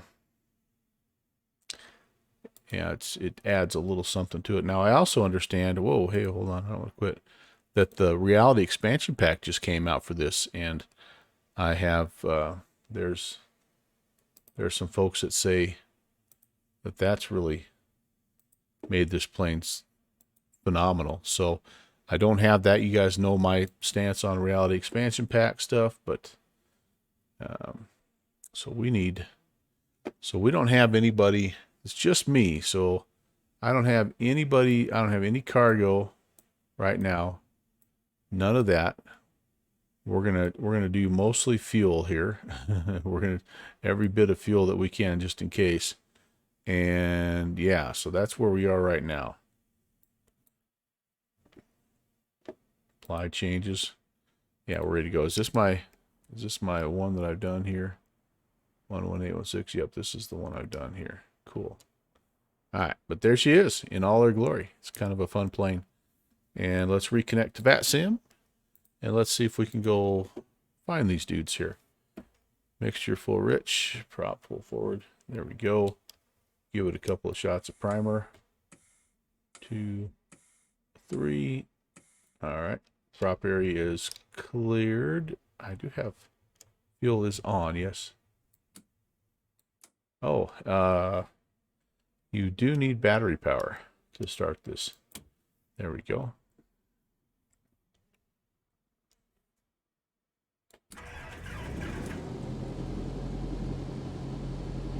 She's alive.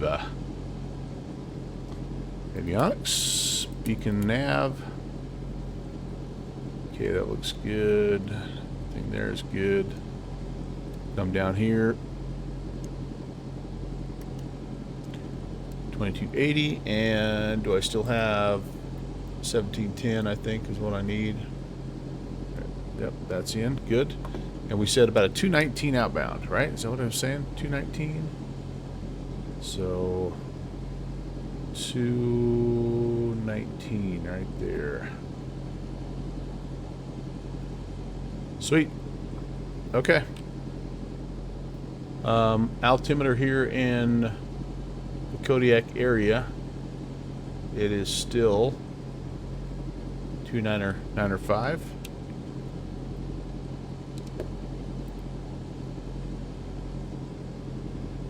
And the weather, should we check and see how our weather is? Scattered at 500. Let's do this. Let's see what our real weather is looking like here.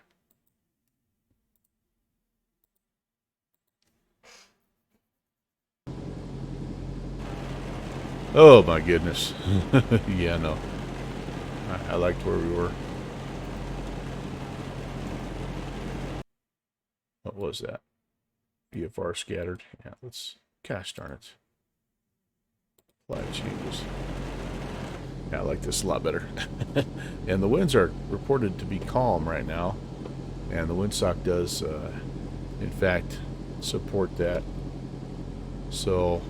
I'll taxi back here and we'll depart to the south.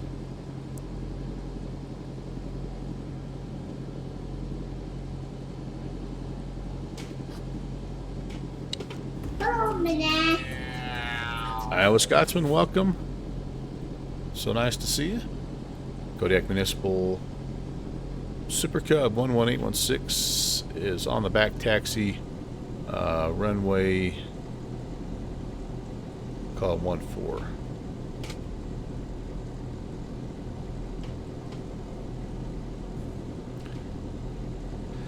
How are you doing, Iowa Scotsman? Nice to see you, sir.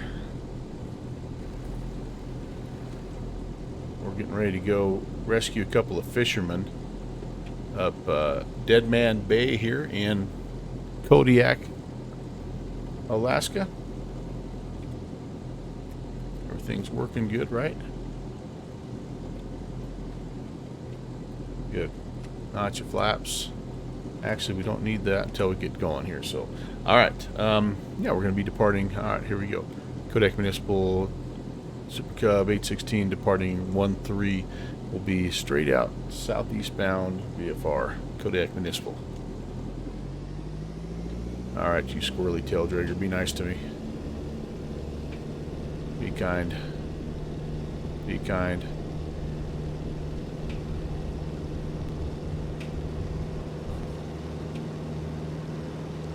That was shaky.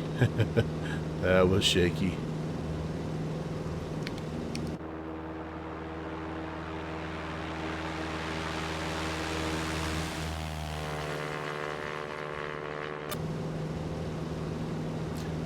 We are out of here. We are out of here.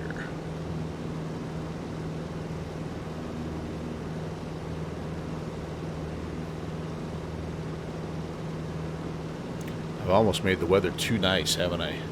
Just got back from spending some family time. Cool. Very nice. Very nice. Be thankful that you didn't come out to visit Wyoming for Thanksgiving, dude. We've gotten our butts kicked by this winter snowstorm. Holy cow. I think where I live, we got well over a foot. There's a few people that were saying that they had 20 plus inches at their house. I don't know what the weather station has said, but it was a big time early snow.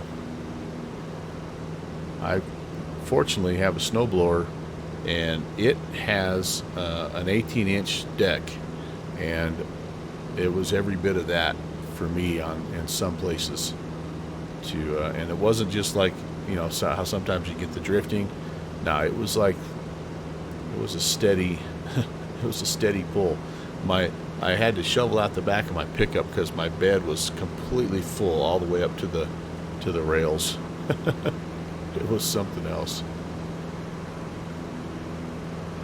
All right, I'm liking that. That's about 1,300-ish.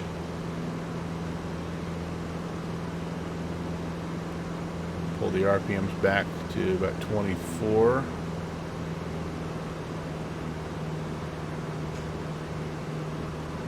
And we'll settle in for a nice cruise down the coast here. And actually, it's so nice, I maybe don't even have to go down the coastline. I might be able to cut the corner a little bit here.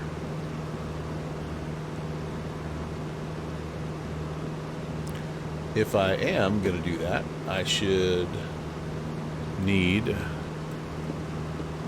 looks like 4,900 to make it. So I'm going to go ahead and I'm going to keep climbing.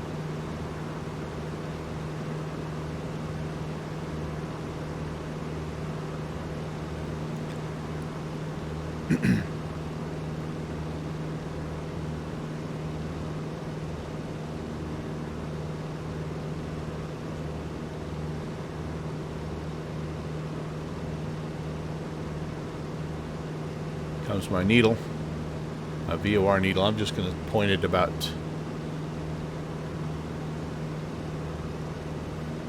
oops, I'm just noticing something right now, which is a little embarrassing. I did not sync my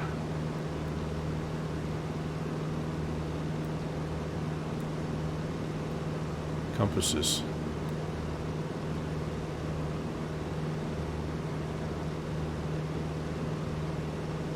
Oh gosh, I spun way around already, dang it.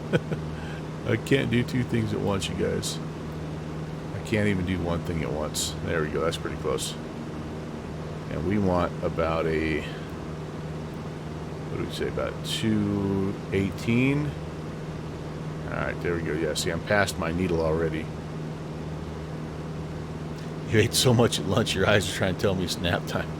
Yeah, I got myself a good nap already today, so I'm pretty happy about that. Alright. This thing, by the way, will track a VOR.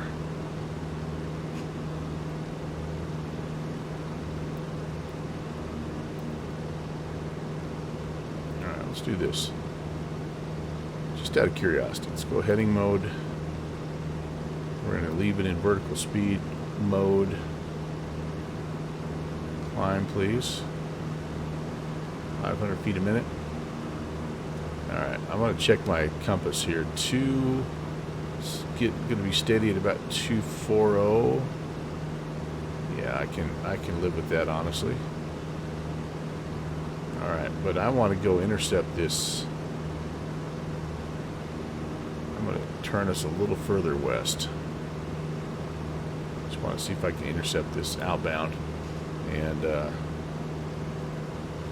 track it. And I am still continuing to climb, trying to get up to 5,000 feet just for terrain. And then we're keeping our eyes on these clouds here as well. If those look like they're closing in on us, then we've got lots of escape options here to the south. We can basically cut down any of these little bays, and we can stay down below the clouds.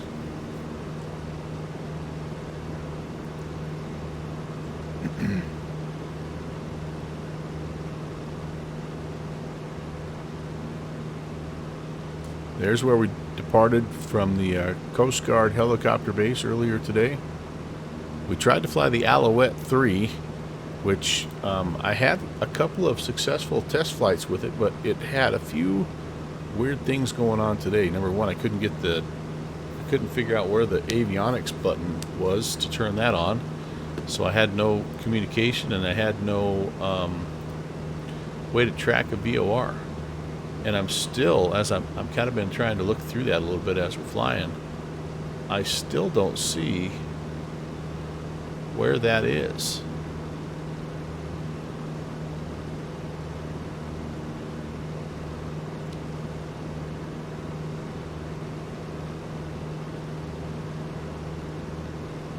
Now there was a little EFB there, so maybe the EFB had something on there that potentially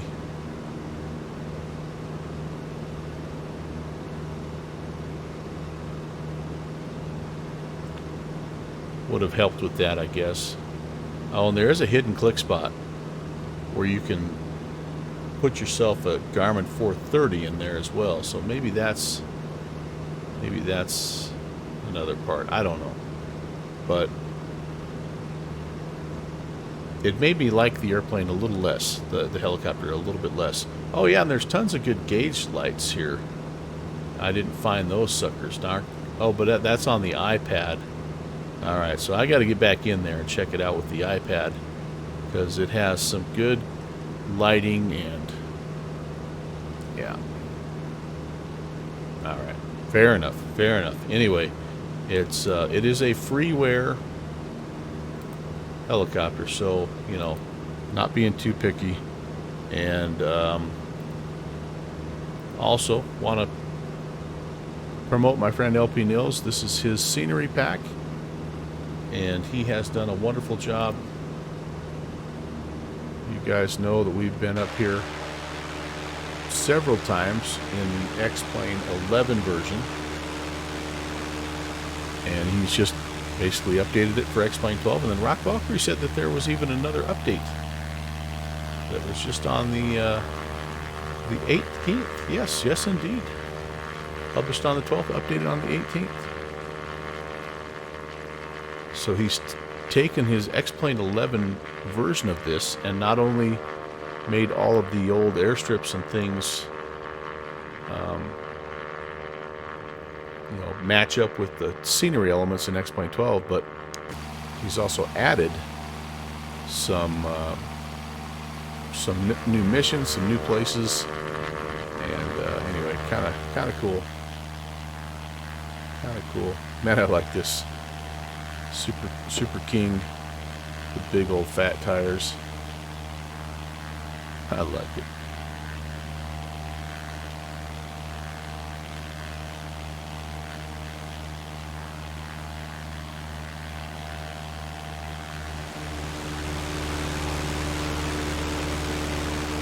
Has the what are those called, the little baffler, the little whatever this little thing is. Man, this thing just like you can land it at about 4 miles an hour. It seems like you can just pick it up and throw it and it'll start flying. I mean, that thing this is a performance monster. All right, there's 5,000. We're going to go ahead and arm that, and we've naturally we've flown through the localizer as well because I'm not paying attention because I'm a bad pilot. So let's turn back here to about 200. Let's see if we can actually get on the localizer. We might see the lake here before long. But yeah, the Alouettes. I'm sorry, it's the HSF Alouettes.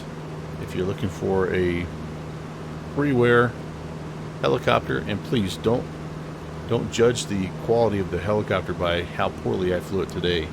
I actually watched the Nerdy Heli Simmer do a review on it, and yeah, needless to say, he flew it a lot more competently than I did. So that was what convinced me to install it. And somebody had shared on one of my Discord channels that it was out, and that's kind of when I first downloaded it. But then seeing the Nerdy Heli Simmer guy fly it, I'm like, oh, okay, this looks pretty cool.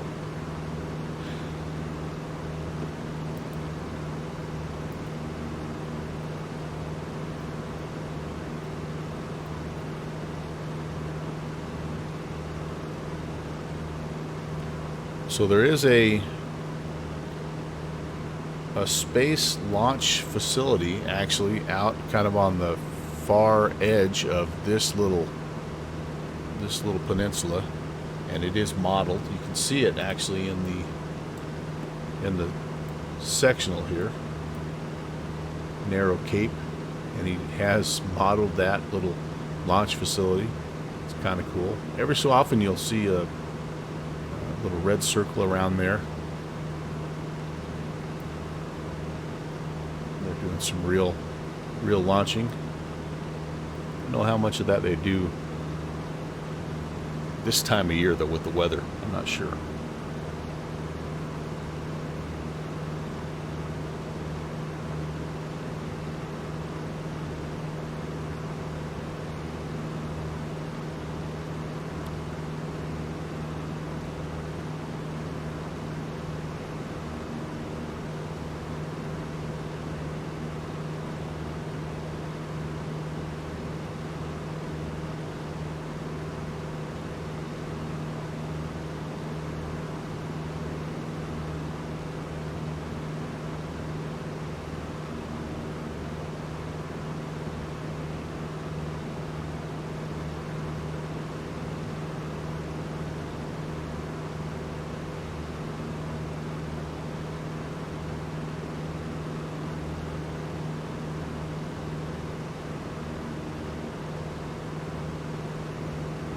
So when we get there again, we're gonna, if we successfully find these guys, we're gonna pick them up and add their payload to our aircraft. There's a weather station down there at Kodiak, which is probably about 15-20 miles to the south of their location. It's reporting right now, it doesn't have a wind. Interesting. No wind, but real life weather down there is not too pretty. 9 statute miles, broken at 2,100, overcast 5,000.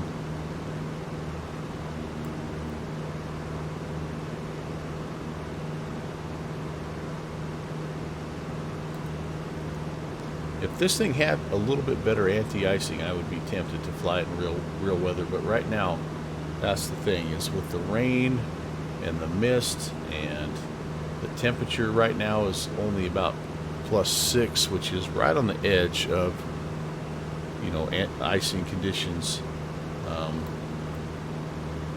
Just don't know. I just don't know. We could give it a try if you wanted, and we could land and reset the weather. We could fly the instruments all the way in, because you could. Kodiak, Benny Benson has an instrument approach that we could do. Let me know if you want to do that. I kind of feel like I need to make up a little bit for you for the screw up on the first helicopter mission. So let me know.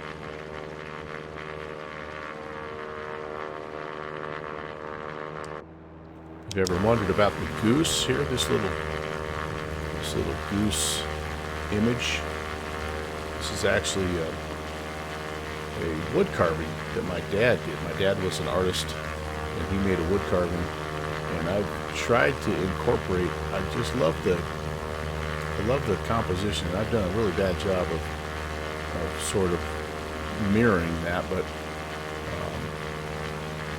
just tried to work this into a few of my liveries here and there, and anyway, we get a few Canada geese up our way, so he liked to include them in his art as well. So anyway, that's what that is.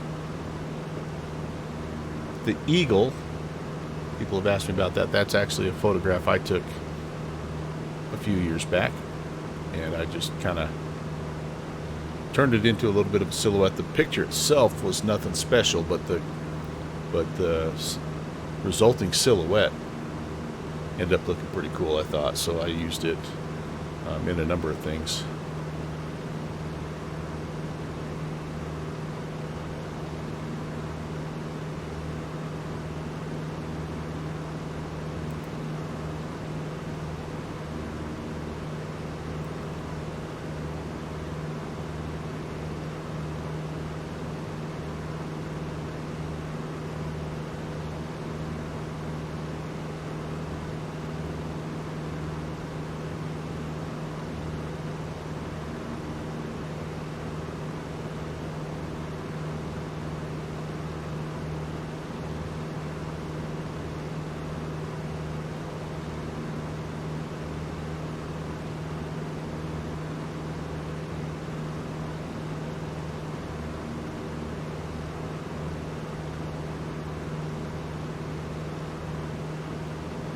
Now again, I've got no way of knowing, there's no DME in this bird, so all I'm doing is just kind of trying to base my location off of what I'm seeing. I think we're right now kind of over the Kodiak Bay with this little split right here. I think that's kind of what we're seeing right here and right here.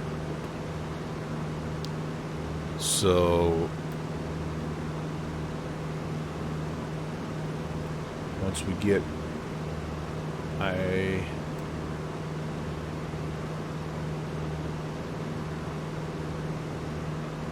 yeah, I'm pretty sure that's what we have.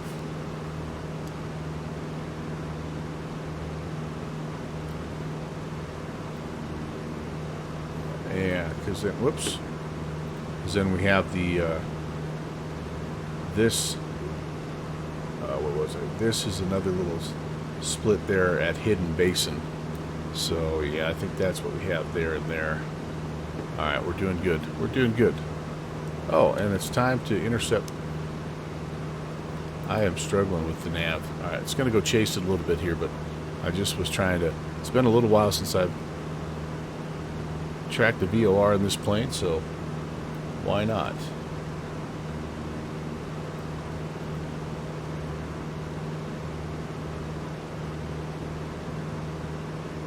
There we go.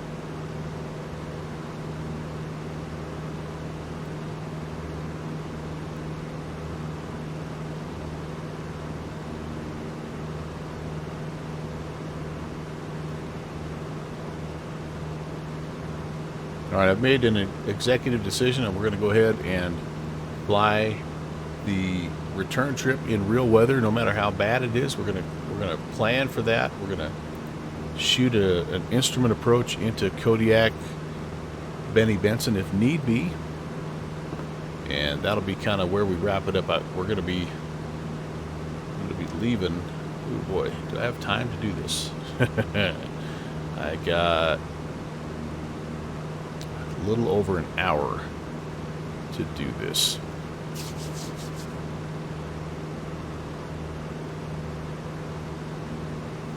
And I probably have another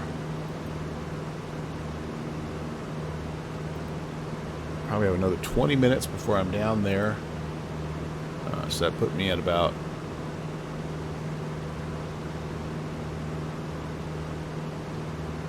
we'll be close. We'll be close.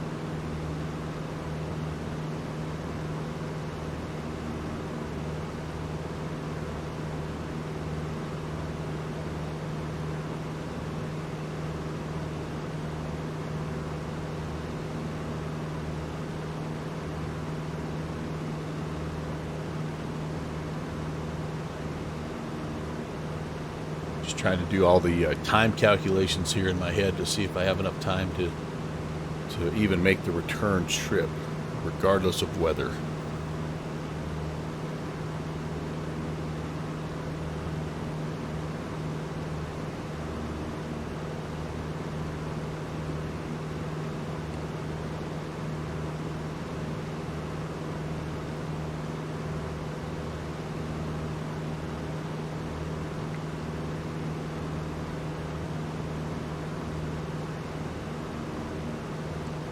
I would say we could switch to a quicker plane, but this is such a short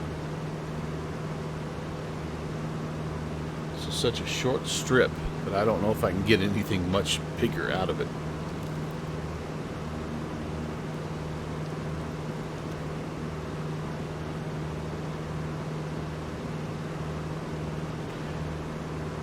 Yeah, I'm not sure. Well, step one, let's find the location and let's see if we can successfully land down there, and then we will make a business decision.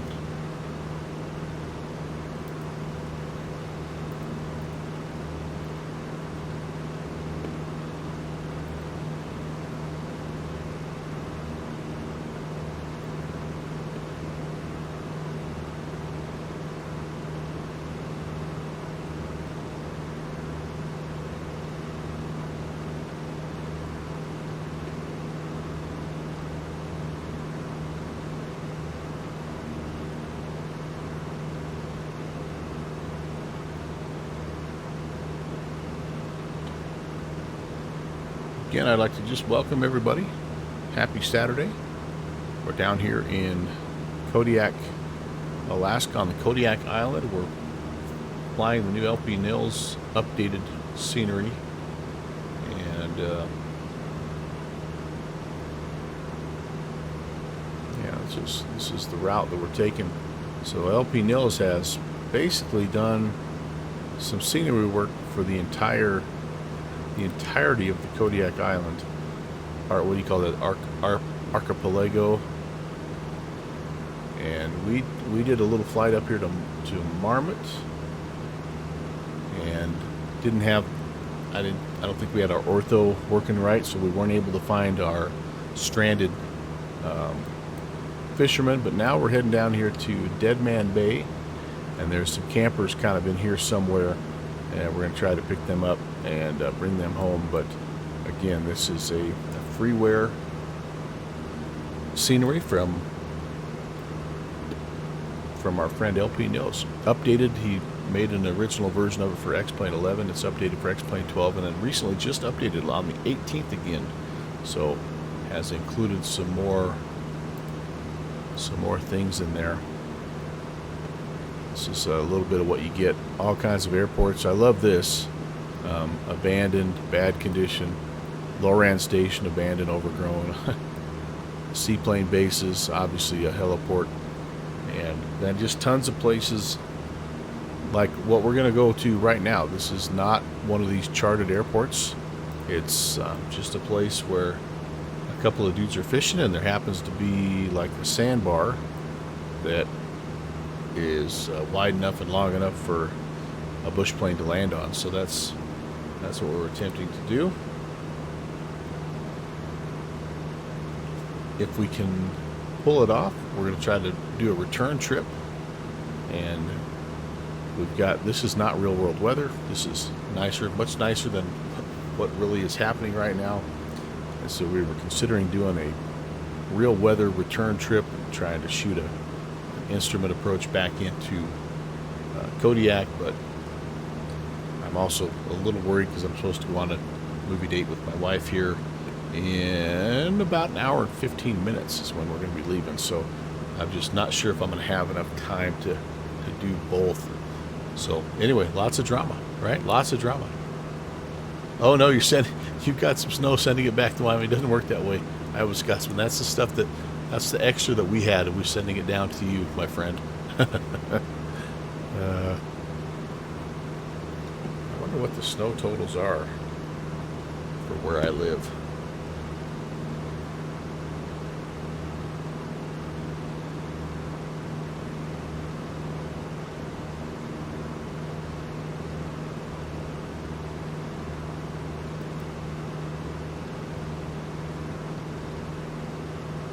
Rob, trying to load it up to see here. We've got a NOAA weather station just right up the hill here. And, oh wait, that's, hold on.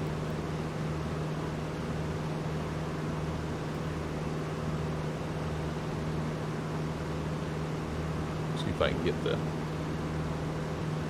Thanksgiving Day snow totals. All right, here we go. Sinks Canyon, which is a little bit to the southwest, recorded 28 inches. That looks like it's the highest amount. Lander and Riverton, the town that I live in, and the town nearby, anywhere from 16 to 20 inches. Yeah, I would say every bit of 16 inches here where I live. Yeah, it was a good storm, and it was kind of interesting because it was like not a heavy snow. It was just steady, and it was like for just like all day, like 24 hours. It's just steady, light snow, but no wind, and it was just, yeah, like every time I would look out the window, there would be another couple of inches and another couple of inches. And I'm like, oh man. Some of the places a little further east of us now didn't get quite as much snow, but they got a bunch of wind, and so that's what they're dealing with. But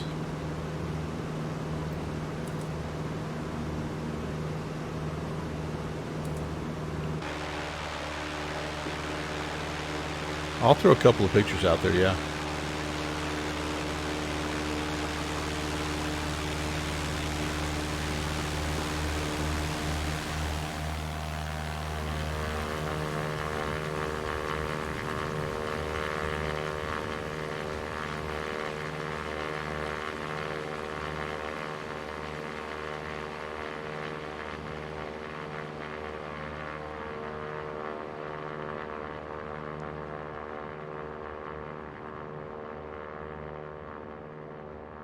There's a little rain starting. Good job. Even though we have our weather turned to a little nicer, but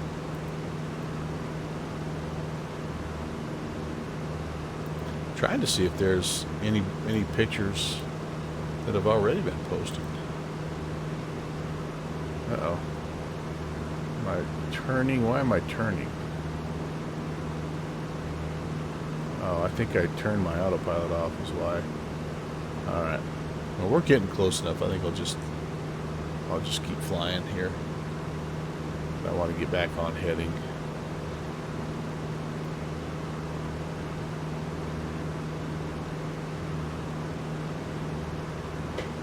I must have bumped my trim wheel or something. Can't even blame my dog this time. Alright, this is Old Harbor down there. So yeah, we're getting really close, you guys. We're getting really close. Basically, when we get, if we can get over the top of this this ridge line here, I think we should see our lake. And it's it's not really a lake, it's an inlet. Dead Man's Bay, I guess, is the official term, but it runs kind of north and, well, is it north and south? Yeah. Kind of northeast to southwest, I guess.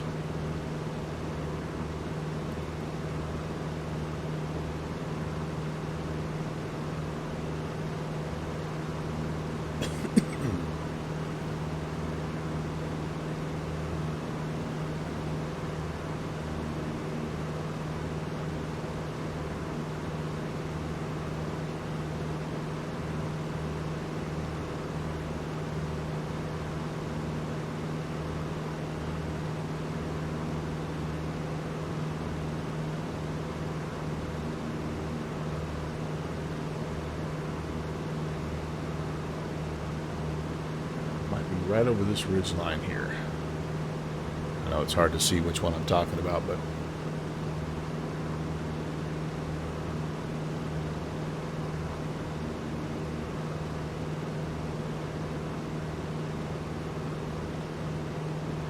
also looking at my VOR track here.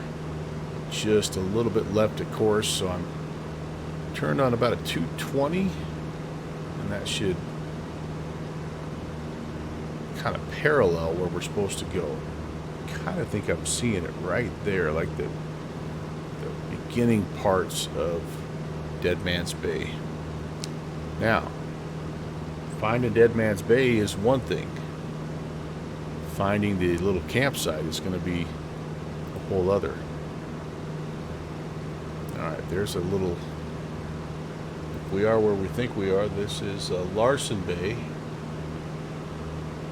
Right here. So yeah, that's good. That means we're getting close. I'm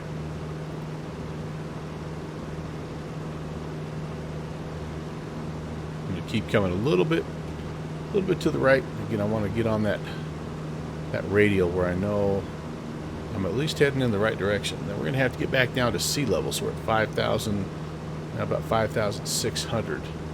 Got to get ourselves down.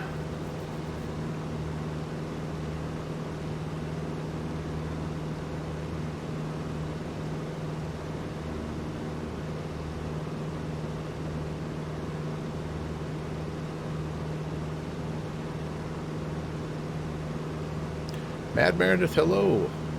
What information are you looking for, sir?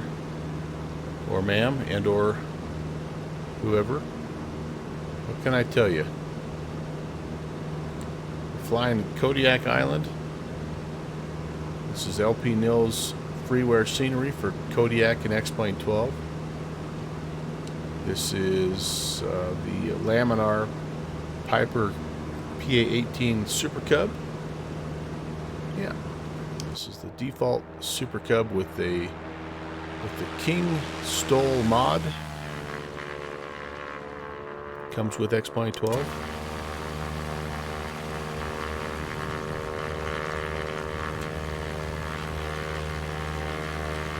One of the best freeware airplanes out there right now. In fact, it's so good that the Reality Expansion Pack folks have done a package for it, which has made it, I mean, for all intents and purposes, has made it payware quality. Now, there were a couple of Cubs in X-Plane 11 that a few of the guys that I knew used to fly, and they stopped flying them when this one came out because they said, yeah, this one's just as good and in many cases better. All right, here's Dead Man's Bay. I do not have the rep, Rob. You know, I'm not a rep guy. I'm an anti-rep guy.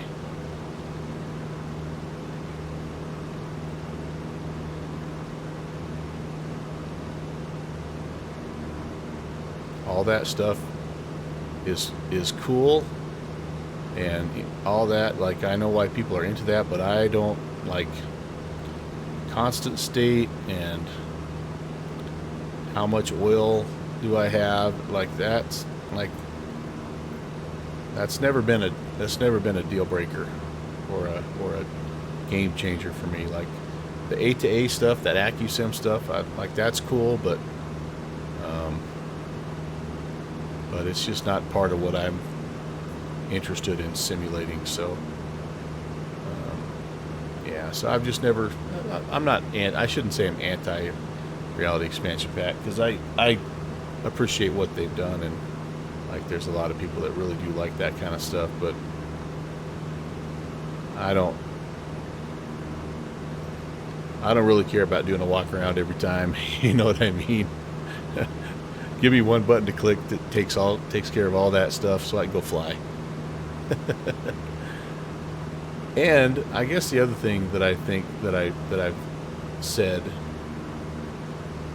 and God bless them for doing it, but like what the Reality Expansion Pack guys have done is fixed issues with payware airplanes that should have never been an issue.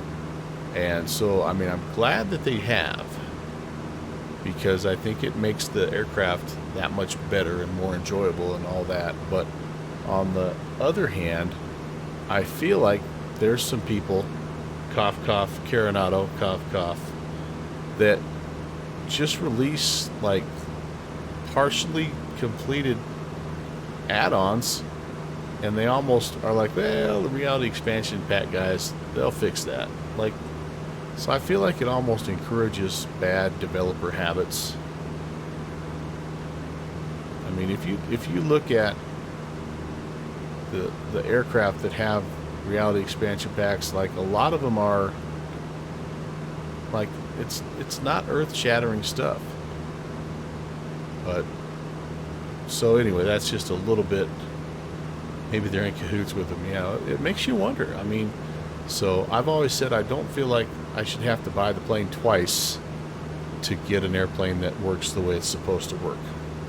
Now it's different with the freeware, right? Like if you're dropping $20, I don't know how much they cost, but if you're dropping $20 for a reality expansion pack on this default Piper Cub, okay, you know, so be it. It's probably worth it. But it's the same thing like with the black square stuff. Like the black square guys have come in and they've basically redone all the crappy Asobo default planes and made them like what they should have been to begin with. So, but you gladly do anyway. Yeah, no. So I don't have a single reality expansion pack. I don't ever plan on getting one. I was as close to getting one as I ever was with the Thuranda Beaver, just because I really wanted to fly that plane in X-Plane 12, and the rep was the only way to do it for a long, long time. But I held out. I'm like, no. If I buy the reality expansion pack and the other, 20 of us that like the plane buy it, then Thuranda's not going to have much incentive to go ahead and update his plane. So I held off, and everybody else told me how awesome it was, and so now it's updated and it's all good. So I took that $20 I didn't spend on the reality expansion pack and spent it on helicopter in Microsoft Flight Sim. No, I don't know. There's just certain financial decisions that you have to make, right? Like none of us are unlimited budget-wise, so you have to decide, like, do I want an extra $20 into a single airplane to make the airplane like go from a 9 to a 10, or do I want to take that $20 and go pick up another aircraft or another scenery or something to make my overall flight sim experience level up? The magical 172 analog, I heard that's pretty nice, and Airfoil Labs has kind of its own version of reality expansion pack, AccuSim, all that, whatever you want to call that. So, and I've got a few friends, mutual friends, you know who I'm talking about, that have it and are pretty discriminating. I mean, they don't love everything. They're not like me that they just love everything. Like, they really know aircraft and and can tell you if it's good or not. And those people have said, yeah, this is nice. They've got it right. So, but Airfoil Labs is another developer that I'm talking about. Like, they'll put an airplane out and they won't touch it for years, and they won't have to, because the reality expansion pack guys will come in and they'll fix all the little bugs and make it compatible to this beta update and that beta update. And so there's no reason for Airfoil Labs to come in and do anything to their planes, because it's like you sort of get the base pack from them, and then you get everything else from the reality expansion pack guys. All right, well, anyway, enough of that. This is the northern side of Dead Man's Bay, and down here somewhere apparently are some campers, some fishermen. So we're going to be descending for a little bit until we get down close enough. Then we're going to probably have to take a little run. I think I remember from earlier, like, I think they're up this right hand side as we turn to come toward them. This is the south fork of whatever this river is. And so we're going to we'll cruise up here, probably take a look, see if we can locate them, and then come back around like a left-hand pattern and get serious about landing. But you can see there's lots of sandbars. This is really a cool. Somebody needs to come clean my windows, but lots of places to land up here. You're really just going all the way up. There's all kinds of cool sandbar opportunities.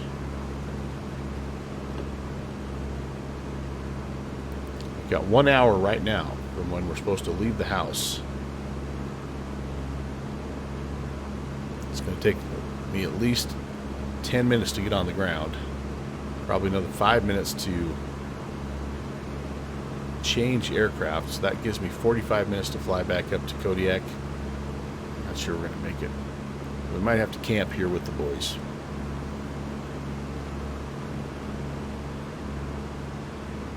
I still need to feed my DOGSs also. Alright. Feel like this is maybe where we're going. Kind of remember a little bit about where we're at. Maybe not. Maybe it's down in here.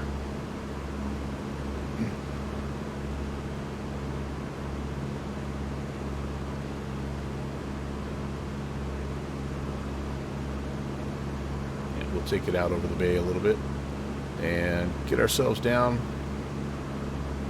I don't know, somewhere around 1,000 feet.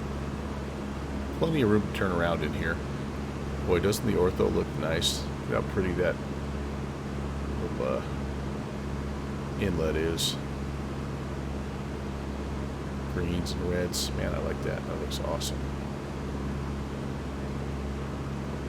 I would guess it might be completely covered in snow right now, but then again, I don't know. Maybe not.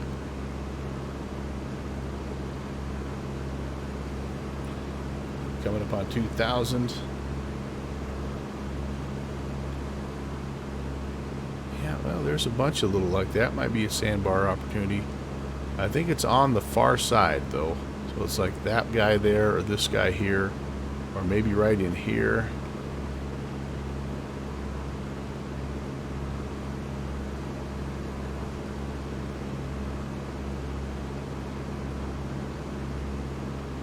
Got a few places to put down if you have some engine issues. The problem is you better have plenty of ammunition and high-powered weapons to keep the bears off you. Iowa Scotsman has the rep for several models, and but the Baron 58 is the one that you use the most. Yeah. I think that's the first reality expansion pack that I saw was actually Slant Alpha on the Coronado Baron. I think it was. And you know, he loves that. Like, he loves flipping through and seeing what all his maintenance reports were, and I know there's guys that, like, if you break something, like, it won't let you fly the plane for a couple days, and like, they love that stuff, but I don't. Like, and people are like, well, you don't have to have that on. You could turn that off and disable it. I'm like, well, but what's the point? Like, that's the point of the REP, is to have that. And if that's not important to me, then I just don't feel like I'm spending my $20 on it. Like, I get it, but like, at the end of the day, I'm not good enough to know. I see a tent. This is our spot, maybe right here. Okay. Maybe. I'm not good enough to know that, oh, that engine on climb out was, there's some more stuff down here. It was 4 horsepower less than what the book said. Like, I'm not good enough to know that. Yeah, oh, there's the yellow cub. That's where we want to go. All right, right there. Beautiful. So that's on about a northbound heading.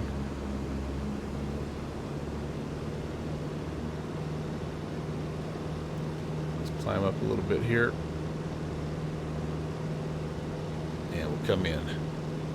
Lost in Space. Hello. It's the closest thing to real life. Yeah, no, absolutely. And if you like, if engine management and maintenance on the aircraft is like if that's what you want for your flight sim experience, then the reality expansion packs, they are for you, man. But that's way down the list for me. Like I don't want to blow the airplane up as I'm flying it. I don't want to mishandle it, and I don't want to land hard and break things. But I don't want to I don't want to be punished and have to like delay flying the aircraft later on if I accidentally do that. You know what I mean? Like I want to be able. I want my do-over. I'm going to reset, and I feel like that's the opposite of what the reality expansion pack is for. So I feel almost like I'm not truly taking advantage of it if that's me. I don't want to flip through 9 pages of maintenance reports, checklists, and walk arounds, and I don't want to jiggle the flaps every freaking time, and I don't care about that stuff. I think it's cool that they model it, and I think it's cool that it's available for people that like that stuff, but that's just not me.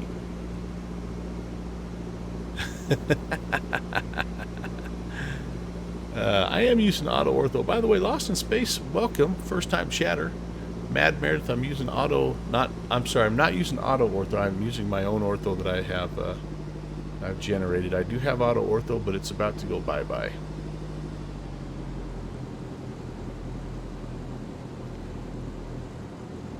Now I'm too high. Crud. I'm going to have to do this again, guys. I screwed this one up. Way too high. Yep. Darn it. I cannot slip it in.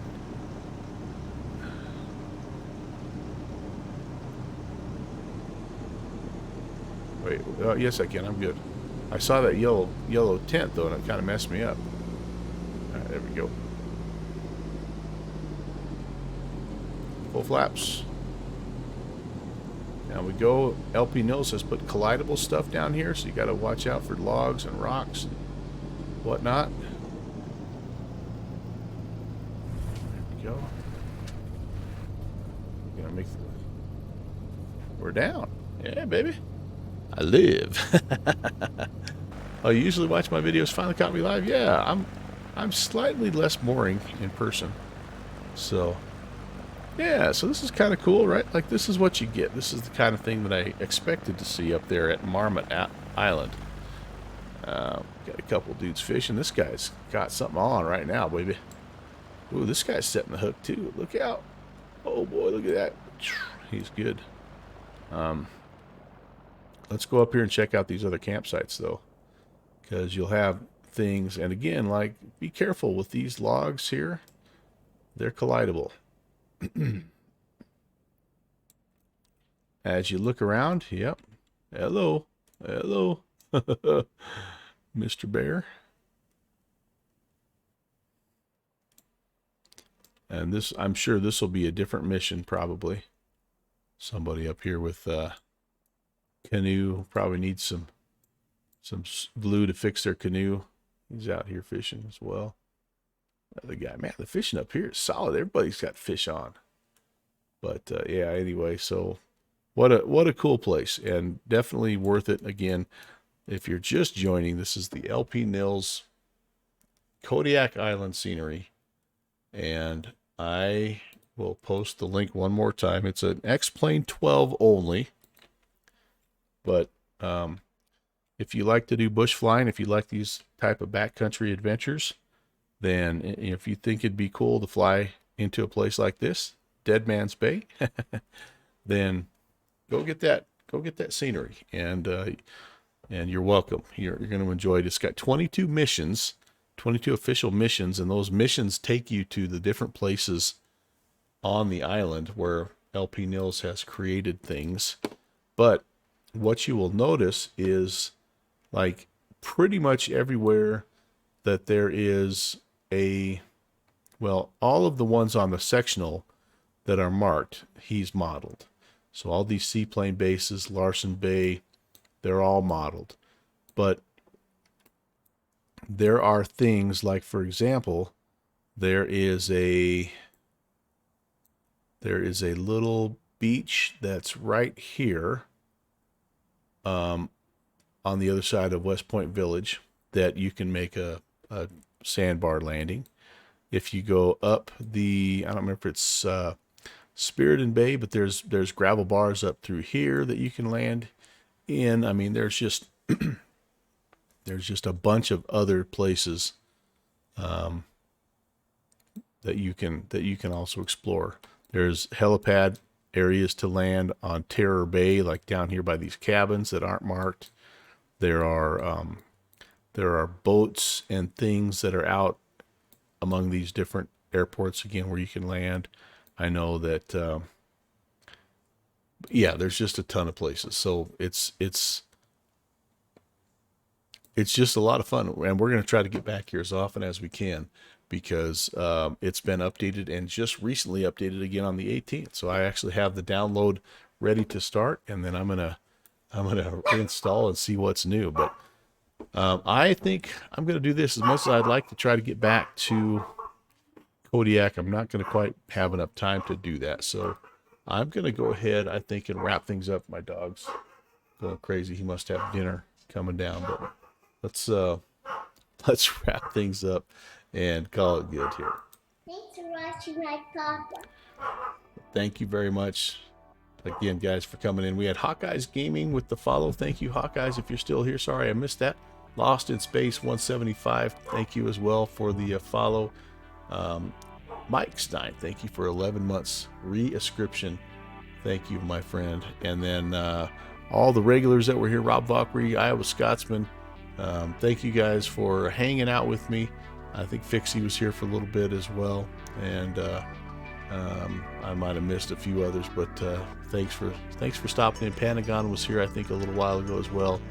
It was a little bit of an odd time for me. I normally stream a little later in the day, actually, in about two hours from now, midnight, or 1 o'clock in the morning Zulu, which is 6 p.m. Mountain Time, 8 Eastern, Tuesday, Thursday, and Saturday. Now, that said, since I missed my normally scheduled stream, what I'm going to attempt to do, depending on how things are going tomorrow, is maybe try to squeeze in the Bravo tour in the MD-80 tomorrow, like around 2300, 2200 Zulu. So we're going to see how that goes. I'll let you know if that's going to happen or not. But anyway, that's the next thing. If that doesn't work, then we're going to go the next day is actually next Tuesday, which we had scheduled to be doing this on Tuesday. And I don't know, maybe we'll come back and finish this route. We'll see. Yeah, I have not.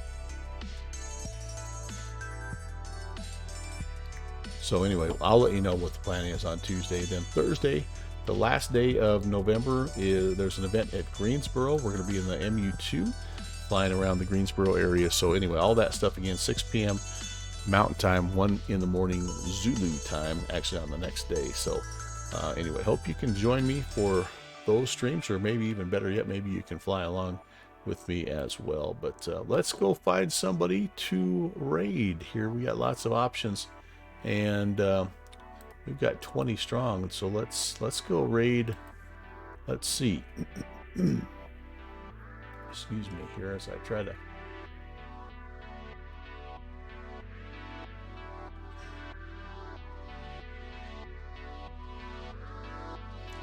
It looks like, oh, somebody else is up here in Alaska as well. It's our friend Continuum.